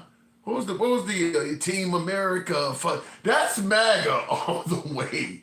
I mean, just the whole term. I mean, it's really weird to hear the evangelical MAGA base talk about Christianity while also literally saying, I don't give a fuck if the rest of the world starves to death. And somehow all of this stuff is wrapped up in Christianity, which is why I often tell you on the program, that's kind of what's made me shy away from being Christian. Like, if you can be Christian and do all that, I'm going to pass. I think I'm going to pass on this shit. Let me go hang out with Satan for a minute. At least he providing some free heat. Damn. You're okay with watching babies starve to death and shit like that, and you're going to church every Sunday, huh? You just when you're praying, what are you asking for? New tires on the F-150? Fuck the kid, huh? Oh my God. Anyway, looking at the comments though, Hamas shouldn't be lobbing rockets over to Israel. That ain't even happening no more, Mr. Mike. And by the way, if you believe that Israel in, June of 2025 is still acting in self-defense, I would love to hear where you're getting that from. October 7th is a real thing. That did happen. Israel lost over 1,000 innocent people. But that's been like almost, going on almost 3 years ago? There's been a long time since Hamas was actively participating in offensive attacks. It's just all Israel at this point. Israel's literally just flying over Gaza, bombing rubble. And the people that are basically barely existing, hiding underground and living in what is left of the rubble, they're bombing that rubble. And so it's not even a fight or a war at this point. It's just a slaughter. I mean, were we just going to keep holding on to October 7th because, it does kind of justify a little bit of what we're doing? No, it doesn't. You're killing people that weren't even born in October 7th. It just doesn't at this point. At this point, it's just murder. And you're saying that they still have hostages. Okay, I don't disagree that Hamas still has a few people, in some cases their remains, being held. But you don't just go and destroy the whole country, innocent people and all, because that would be like, if a few cartel members came to America, snatched a few people, and ran back to Mexico. You don't just go and blow up Guadalajara. All of the innocents. It's like Israel does not give a damn. Like, if an innocent person dies, so what? If a member of Hamas runs into a school while it's in session, fuck it, blow up the school. You'll get him at least. I mean, they don't give a fuck. Like innocent casualties is not even in their. It's not even in their repertoire. It's not even in their language. So I don't know. I'm not a fan of what happened October 7th. It was wrong, but damn, if it was somebody that's coming across like they may have deserved it, wow, they're pretty bad. I mean, they don't innocent. When we were in Iraq, we were literally trying to avoid hitting mosques and trying to avoid innocent casualties. Now, we didn't do it all the time, but we were trying. Israel's not even trying. Like, fuck it. If you see dude blow dude up, I don't care if he's in front of a soup kitchen, take him out and you can use a 2,000-pound bomb to get the job done. They just don't care about these people. I mean, this is why people keep yelling genocide. I mean, they just don't. Innocent casualties, be damned, they do not care. And you got MAGA like, get these motherfuckers, get them. Yeah, the babies, blow them up, get them. These same pro-life people, get them. His granddad was part of October 7th, get that little kid. They don't, same folks hanging out in church every weekend. Anyway, looking in the comments though, in the beginning, Iraq ROE was different than the ending. Okay, well, this is the ending for Gaza, by the way. This is the ending for Gaza. I mean, at this point, the people are so starved to death, a lot of them couldn't even pick up a rifle. There is no resistance coming out of Gaza. These people are starving. You show up, I mean, you could probably threaten to lock them up with guaranteed 3 hots in a cot. And they would probably prefer to be locked up at this point. These people are wasting away. So this is not some kind of defensive action Israel's taking. They're just killing people. Send a shout out to Chupa. I don't know the last name there, Mikey, but there you go. I would have thought Trump would have helped Israel. I was wrong. He is helping Israel. That's where they're getting all the weapons from. By the way, did you hear that I meant to bring this up in the show, but it didn't come up. But the drones that were scheduled from the Biden administration to continue helping the Ukrainian war effort, Trump didn't send them to the Ukraine. He sent them to the Middle East. He still does not like Zelensky or the Ukrainians at all. And of course, he is doing nothing, with emphasis on nothing, to punish the Russians. In fact, I want you to hear a clip, because this one is kind of comical. This is Trump. Now, he spoke to Vladimir Putin recently about this whole event, and in my opinion, he said something that is almost not comical, but borderline insulting in regards to this war effort. In a negative sense, but sometimes you see 2 young children fighting like crazy. They hate each other and they're fighting in a park. And you try and pull them apart. They don't want to be pulled. Sometimes you're better off letting them fight for a while and then pulling them apart. And I gave that analogy to Putin yesterday. I said, President, maybe you're going to have to keep fighting and suffering a lot, because both sides are suffering, before you pull them apart, before they're able to be pulled apart. But it's a pretty known analogy. You have 2 kids, they fight. Sometimes you let them fight for a little while. You see it in hockey. You see it in sports. The referees let them go for a couple of seconds, let them go for a little while before you pull them apart. And maybe, and I said it, and maybe that's a negative because we're saying go, but a lot of bad blood. There's some bad blood between the two. I have to deal with it, and the chancellor has to deal with it. It's incredible. The level of, there's a great hatred between those two men, but between the warring parties, great hatred. In the warring 24 hours, my ass. I mean, this sounds like a man that's in over his head. I mean, it just really does. I mean, he's making it sound like these 2 gentlemen just hate each other. First of all, Zelensky is not even a dictator. Zelensky just got elected not long before this war kicked off. So Vladimir Zelensky did not get elected with some kind of notion that I'm about to go to war with Russia. This was Putin, because Putin took Georgia in 2008 and Crimea in 2014. Zelensky wasn't even around yet. I mean, he's literally putting Zelensky in this, well, they just like to fight each other. You got to just let them go. Zelensky is fighting for his fucking life.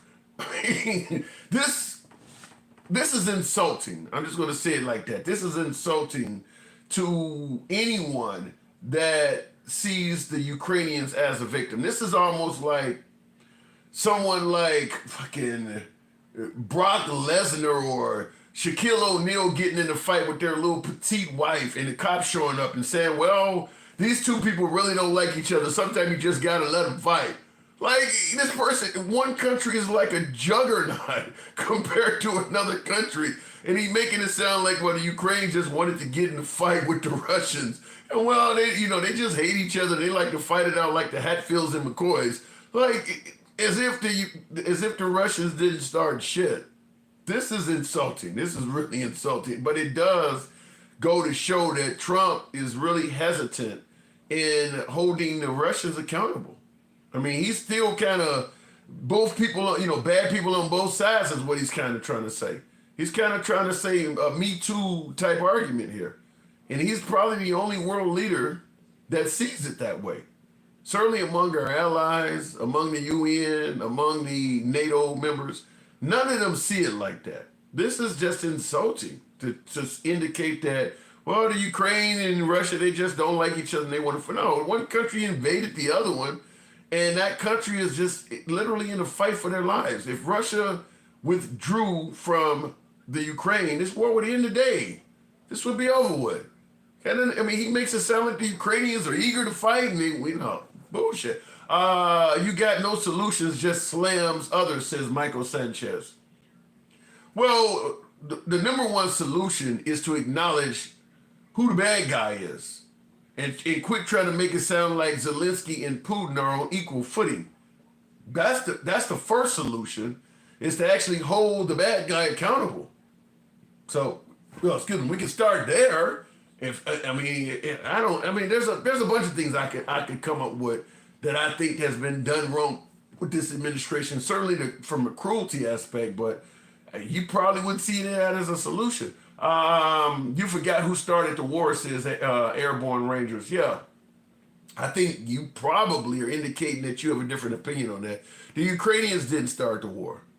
I know a lot of folks believe, well, they were flirting with joining NATO or whatever. The Ukrainians did not start the war. And like I said, everybody in the region, all of NATO, the United Nations, they all agree that Russia started the war. Only people that are saying that the Ukrainians started the war are probably Russia, Belarus, and MAGA.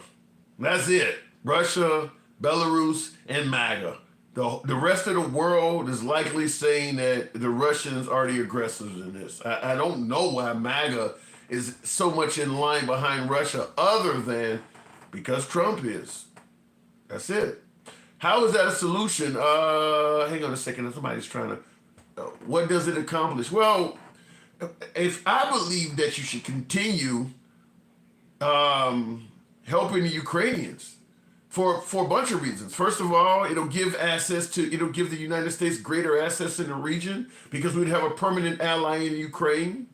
Russia is the second biggest superpower we're often concerned about, and every single death that Russia is dealt, every single loss of bombers and equipment, all of that makes them no longer any threat to America at all.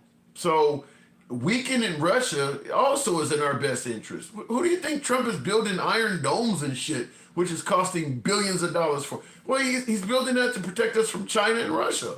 So the less likely they are to do something, certainly with Russia being greatly weakened by the Ukraine, the less we have to spend on all this defense. So a weakened Russia works in our favor. So my advice would be to continue helping the Ukraine. You're going to get, like I said, you're likely to get American bases and assets in the region because if Biden had won and continued helping the Ukrainians, they're going to give America under Biden any access to the Ukraine that we want. Any access. You wouldn't have to ask for part of the rare earth minerals. They would have been happy to give them to you. You would not have to ask for any of that stuff. So we would get a permanent ally in the region, and that would give us basically next door access to the Russians, surveillance, whatever we wanted to use. There's a lot of benefits to it. And like I said, a much weakened superpower in Russia. And I believe that just like with Afghanistan, both the United States and Russia, at some point you start realizing the ongoing battle is simply not worth it. I mean, as long as we were continuing to arm the Ukrainians and they had to resolve the fight for their nation, eventually Russia's going to say this is not worth it. I mean, this month they're expected to reach 1 million casualties. I mean, you only got so many men you can have die. What are you going to start sending the brats over here to fight? I mean, we're giving them shit that we could easily afford. I mean, think about how much money in drones they could. Think about how many drones they could build with that parade that Trump is about to have this weekend. If we had, that parade is something that's going to last for a few hours, and it's not going to have any significant lasting effect at all on the life of most Americans. Whereas that money that is going to that parade could have probably worked very well towards liberating the Ukraine. Could have saved thousands of Ukrainian lives. But for us, we're going to just sit back and watch a few tanks go by and aircraft go by and soldiers march for the span of 2 or 3 hours on cable news, and that's over with. You could have saved lives with that money. So I would suggest continuing to help the Ukraine out. Because everybody in the region believes that once he's done with the Ukraine, he's going to go to other countries anyway. And eventually it's going to hurt us one way or another. The most renowned military strategy in history was written by a Chinese man, The Art of War. I've heard that. He brought up Golden Dome because he heard that Israel has one. Yeah. The way they use those drones in Russia, that Golden Dome shit might not be that relevant anymore.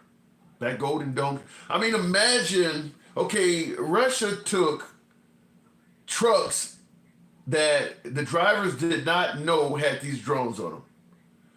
What about cargo ships? What about you putting these cargo containers on these ships that go overseas?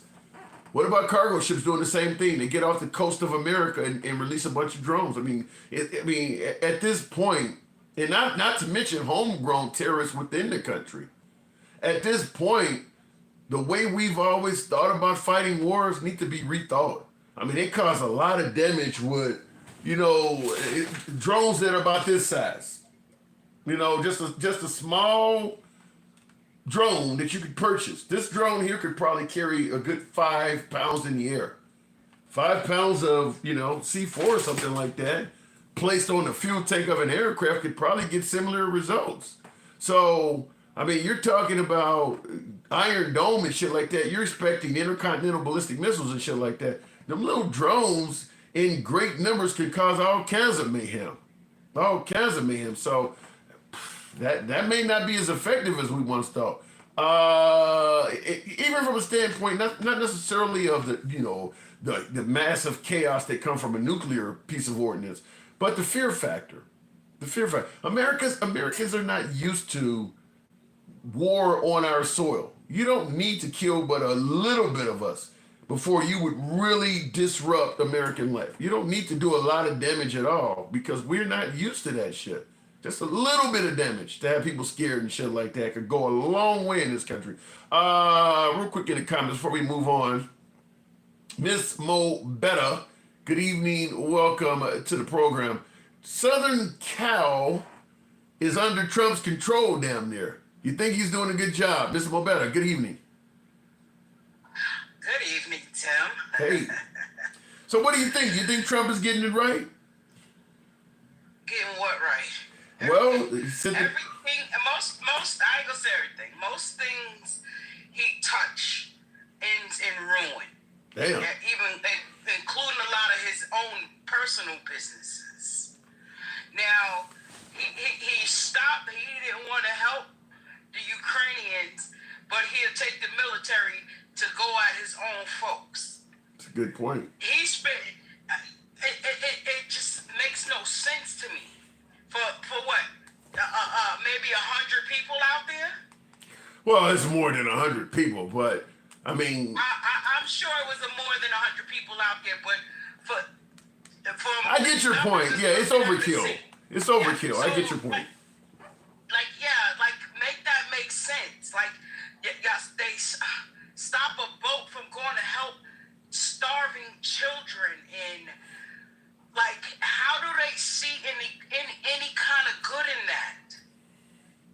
You know, I've said before that if you can convince people that you're going to give them money, you can bring back slavery. I think what's helping Trump out is he's convinced folks that they're saving a ton of money in waste, fraud, and abuse, and because that's happening, they'll turn a blind eye to anything. I mean, look, you saving me money, I'm good with it. That happen. We see them turning a blind eye. He has no guardrails.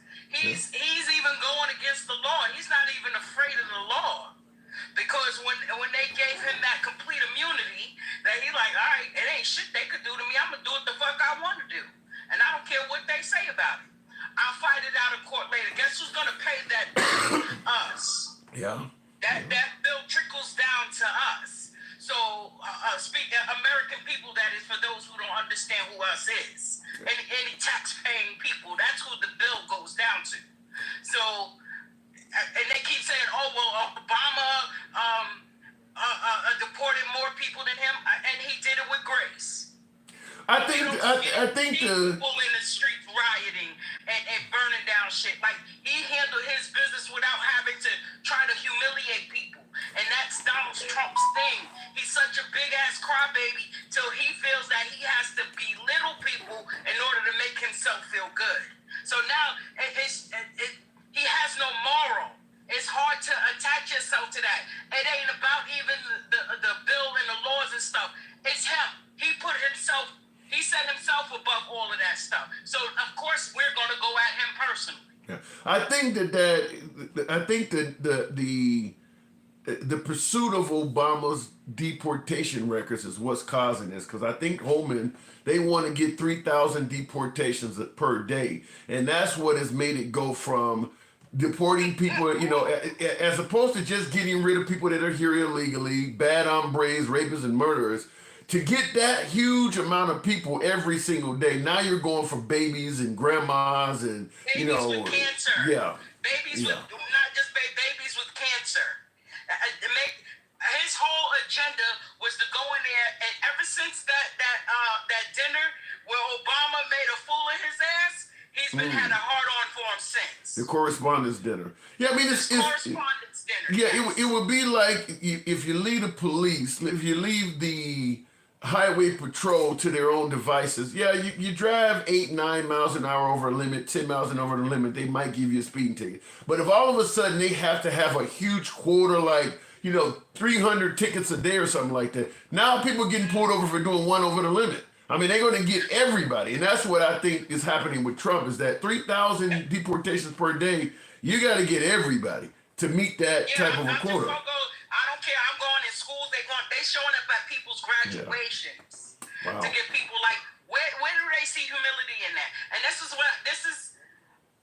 if anybody want to shame Trump, you got to tell them you're not the boss. It's the white Christian nationalists who is your boss. You're just a puppet. What? You're just a puppet. And he has no filter, he has no moral, and they know he has a lot of nerve. So he gonna go out there and make a fool while we gonna sit back here and still dictate what we want. Well, let me ask it to you this way: if you're suggesting what he's doing is cruel, like going to graduations and deporting people in job sites and things like that, why do you think MAGA is so much in favor of that? Because he told MAGA, just like the rest of us, he was going to be deporting, rapists and murderers. Why would MAGA be cheering on going and interrupting a graduation? Because it makes them feel empowered. Because they voted for that fuckery. They're like, oh yeah, well this is what he ran on. This is what he said. He said he was going after the criminals. He didn't say he was going after babies with cancer. He didn't say none of that. We're not gonna go to the school and take children and shit out of school. What are they talking about?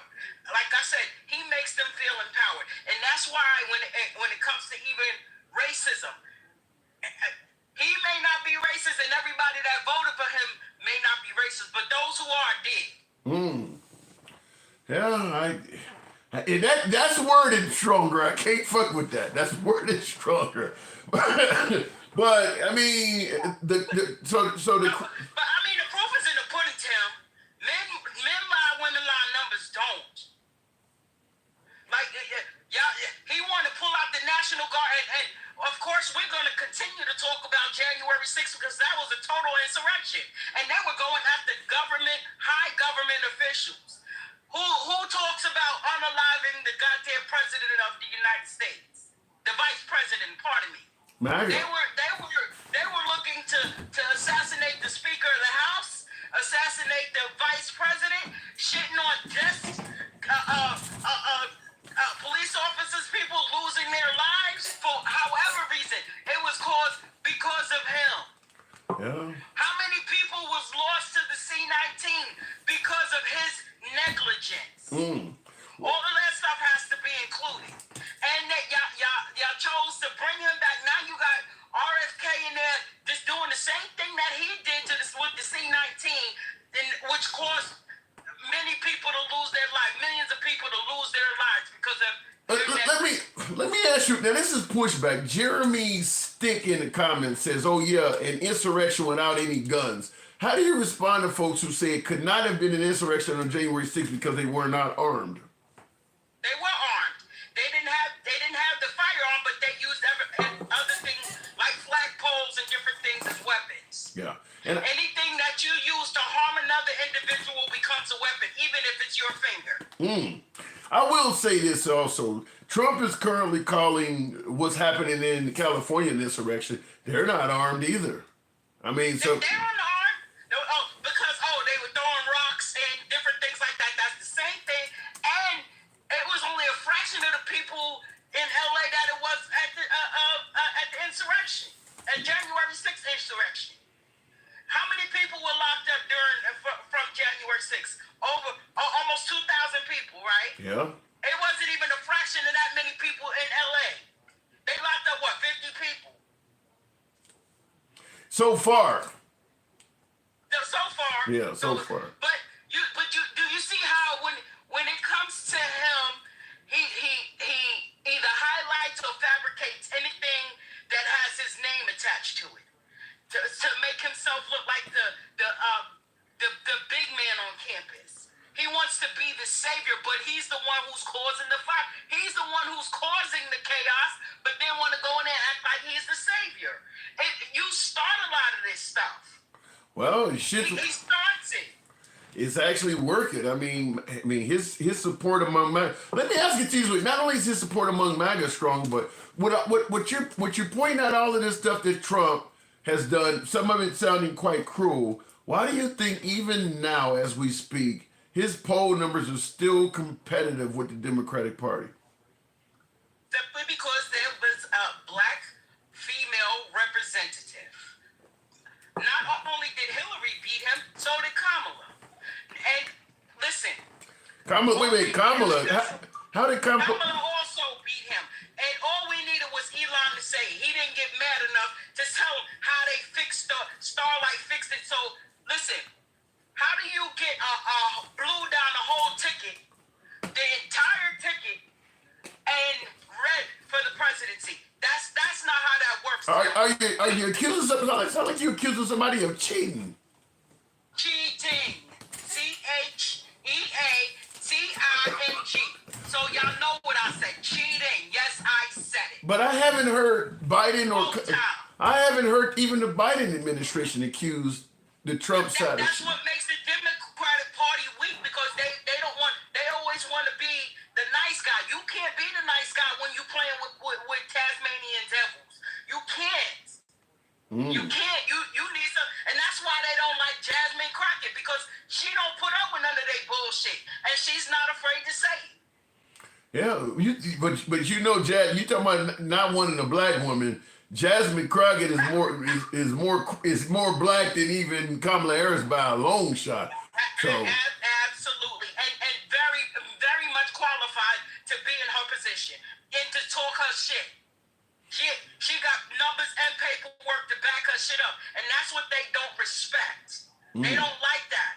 They say make America great again, it's for them. It's not for us. It's not for anybody that look like me. That's what make America great again means to them. They don't want to say it, but I'll say it for you because we know what y'all mean by it. And it does not benefit me or anybody that look like me at all. And no, I'm not angry. I'm passionate and I'm not having that bullshit. shit. So if anybody got any comments or anything, you better get it off while I'm still online. So do you think that? Because I know it's coming. Yeah. Anytime a sister has a passionate opinion, they say you're angry. Yeah, they call us angry. We're not angry.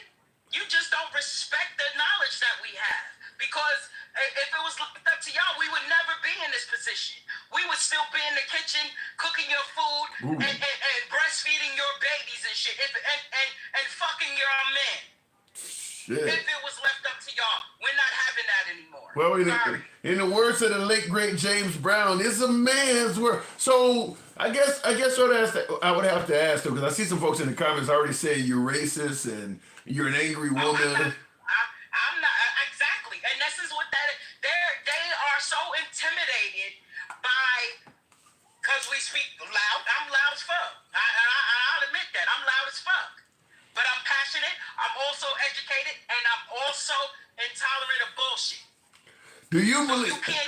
You can't pee in our ear and tell us it's raining anymore. Yikes. That ship has sailed. Yikes. And I see in the comments, Ask and See, it says, wow, a racist witch. Do you see Jasmine Crockett as having any chance ever, though, to win a national election? Probably not, because it's not enough of us. Yeah. It's not enough to do the numbers like that. What, black people are like 14% of the national thing, so it's not enough of us. It'll take a really strong campaign to say that she would get that, because they already see her as angry. Even black men don't like that. See, majority of the black men don't like being checked. We're not allowed to say anything to them, whether it's corrective or however. They like, oh, we don't listen. I was on the live earlier talking about, we don't listen. Listen to what? You have to tell us, be able to lead before you know what I'm saying? Be able to follow before you can lead. I think there's a possibility for a black woman to win, but it has to be, I guess you'd almost have to have tact that white America and even black men in America are willing to say. Like, a good example would be the character. I don't know what the woman is in real life, but Felicia Rashad, the character that Miss Huxtable, a character like that where she was educated. Yeah, somebody who has that type. She was a black woman, obviously. She's not too black, because that's going to be a problem too. You can't be Idris Elba or my black. You can't be dark as me. But I would say somebody like Felicia Rashad, her character on that show, where she was well-spoken, she was firm, but she wasn't passionate. Somebody like that might be to pull it off. Might. Yeah, might. But I mean, Kamala was really similar to her, but when it came to the black people, they looked at the fact that she had a white husband. She had no children, or she laughed too much, or whatever. You never hear them mention that she wasn't educated, or then they started saying, oh, she locked up more black people. First of all, she's a prosecutor. Second of all, show me the ones that were locked up that did not deserve to be locked up. Yeah, she wasn't. Yeah, she was not very appealing even to black people. I mean, that's like you mentioned, having a white black man. Yeah, having a white husband kind of hurt her black card with the black community, and the white community wasn't accepting her anyway. So she's kind of in no man's land. What's calling Kamala garbage make you correct about that? That's just your opinion. And you're an immigrant, so what's the difference? Damn. All right. How we call ICE right now? Would that make it any difference? Yeah. Like, the fuck? I think Kamala. Oh man, they don't like it, but they flagged me. I said the I M word. All right. Well, I'll go ahead and move it on, but I think Kamala Harris did have a few bad interviews, and she only had 100 some odd days to run. So. Yeah, listen. I mean, again, this misogynistic country and racism that it was built on, it would make it very hard for us to get ahead. We have to work twice as hard to get to state our claim. What about Candace Owens? She been sold out. Her black card has been revoked. Fair enough. It's been revoked because she dropped pawns. You understand what I'm saying? So she never really.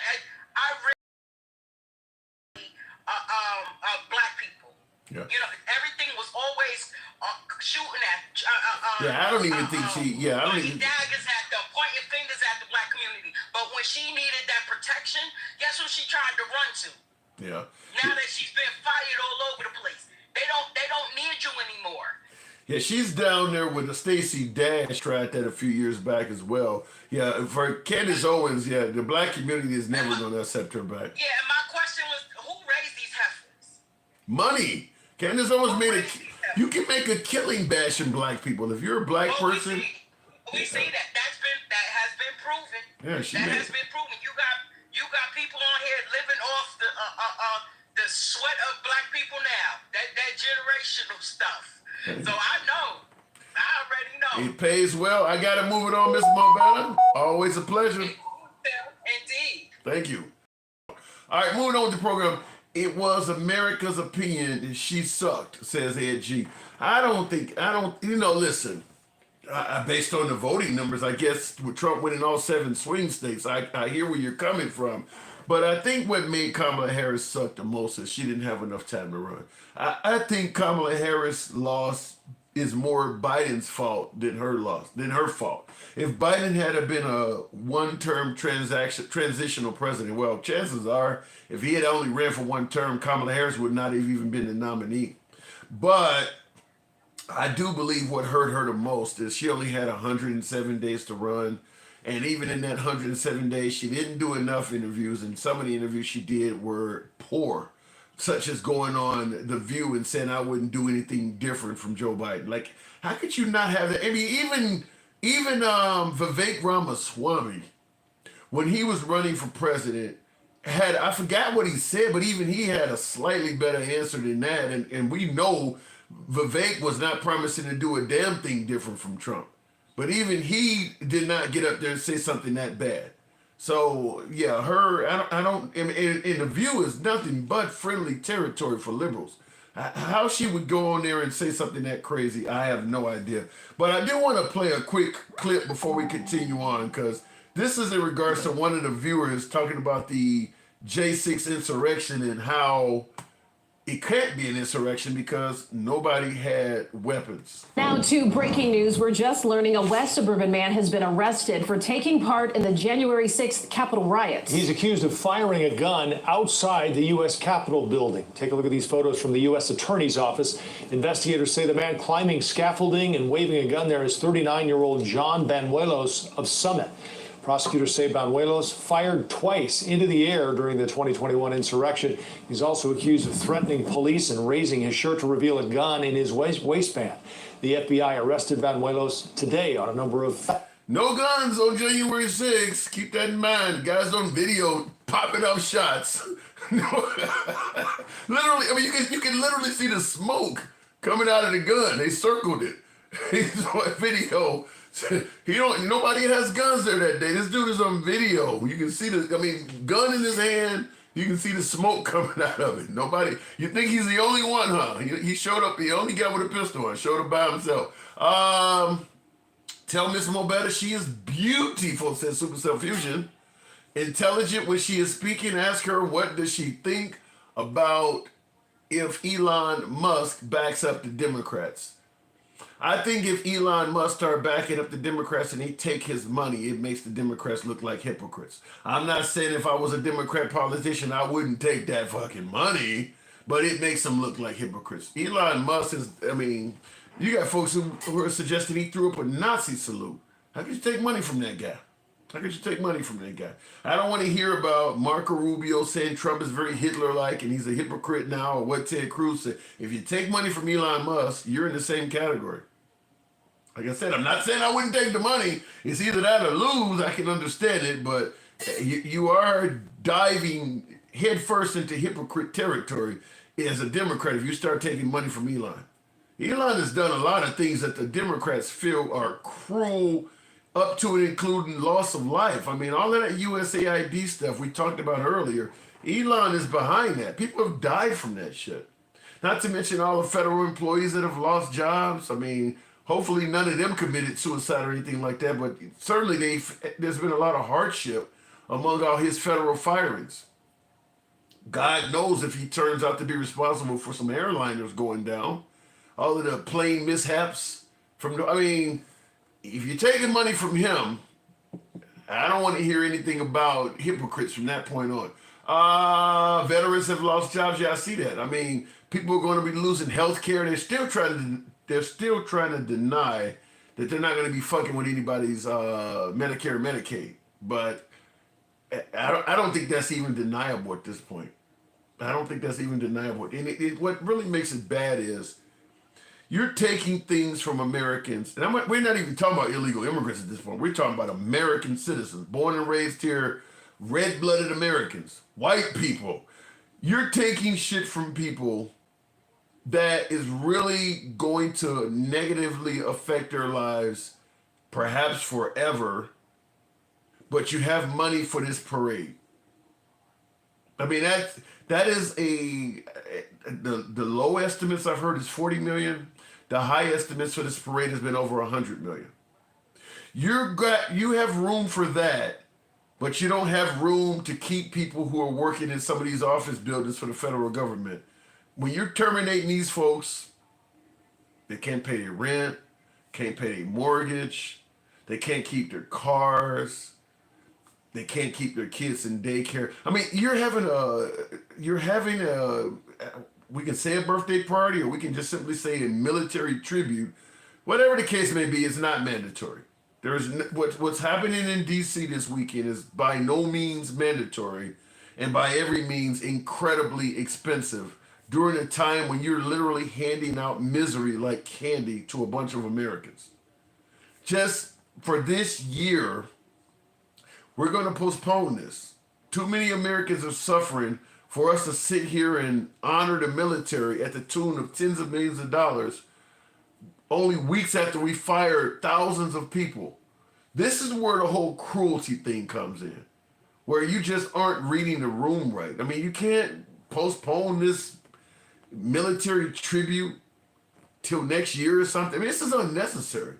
I don't care how it boosts morale. This is 100% unnecessary.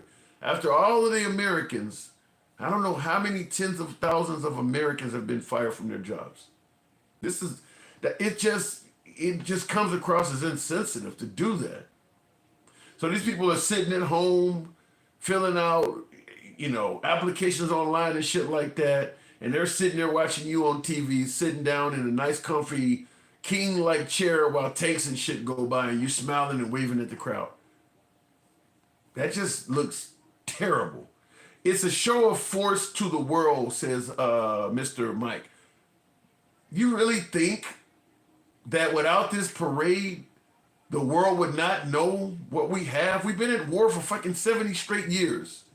Right? Vietnam, Panama, Afghanistan. I mean, do we really? I mean, come on now. You really think we need to have tanks and shit going on the street to convince people we have force?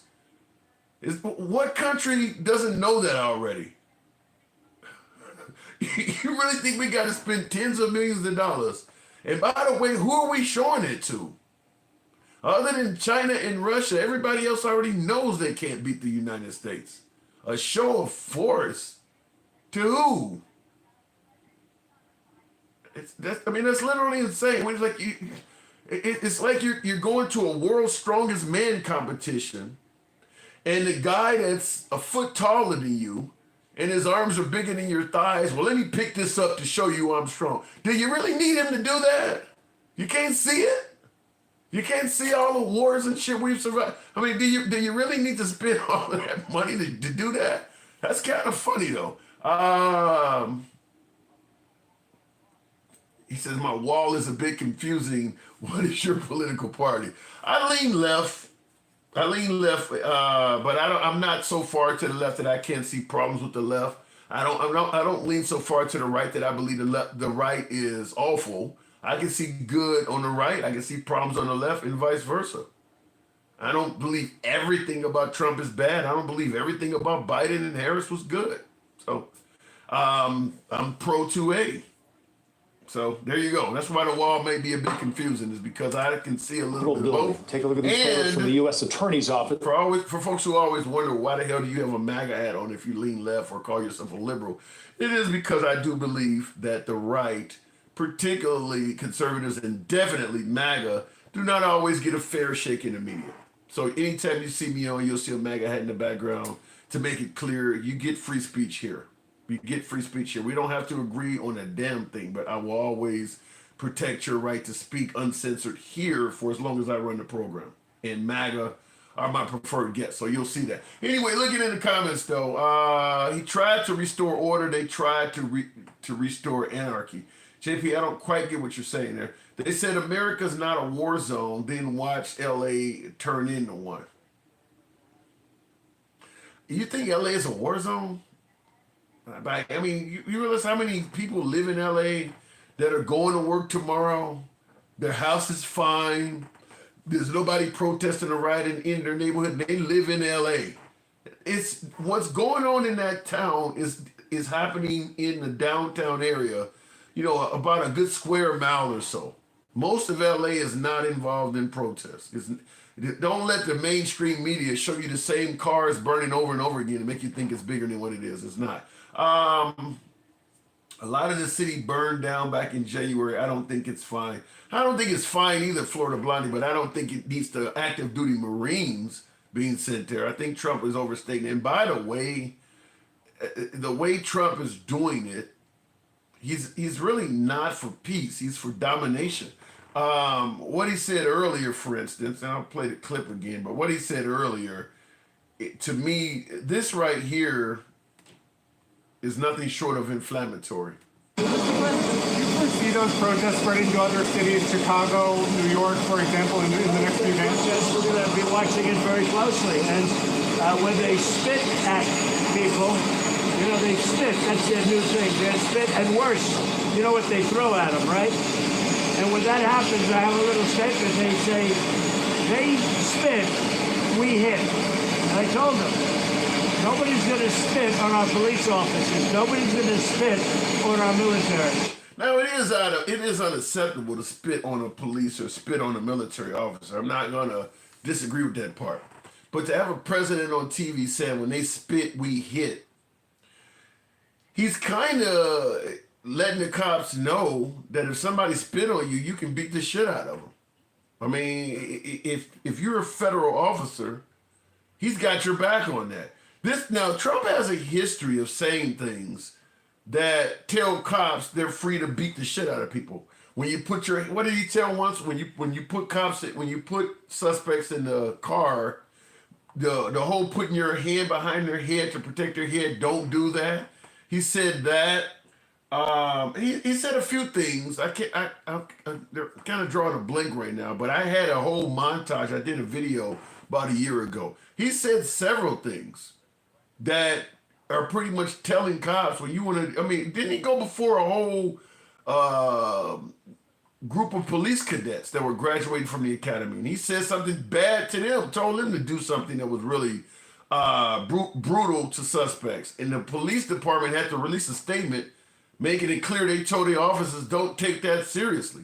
Trump wants dominant policing. He's making it clear that while president, if you protest him, he's going to go Tiananmen Square on you. I mean, this guy will shoot you, in my opinion. Now, you can tell me I'm wrong, and maybe I am. I hope I am. But I do believe that if you're protesting this guy will shoot you. I believe this guy will do that. I mean, isn't this the guy who rumors suggest that he wanted to do the same to immigrants coming in the country illegally? Put dangerous animals in a moat around them. But this guy will shoot you for protesting. This guy don't give a damn about your First Amendment rights. This guy will shoot you. I do believe that. Looking in the comments, though, double tap your phone screen like the stream. Yeah, thank you. Appreciate that. By the way, if you do enjoy civilized dialogue from all sides of the aisle, we don't block, ban, or censor anyone. We are indeed MAGA friendly. Been that way since day one. Always have been, always will be. MAGA remains my preferred guest, even though I get more liberals calling in now because Trump is in a hot seat. Back when infancy of the program, we were criticizing Biden and his economy constantly, and 13 lost service personnel coming out of the evacuation in Afghanistan. Had a large MAGA audience back then. But Biden is not the president anymore. Trump is the one doing controversial shit. So he's getting criticized more, and that caused a lot of MAGA to flee. But they are welcome on the program. Understand that. You don't have to agree with anything, but you're welcome on the program. Unfortunately, a lot of MAGA don't like to hear Trump criticized, and I'm out of here. If you're not speaking favorably of Trump, I'm out of here. But you can come on the program, come on and be a guest and certainly deliver your point. If you enjoy civilized dialogue in that fashion, we go left of Bernie Sanders to I'm having dinner with Q. Going to ask that you follow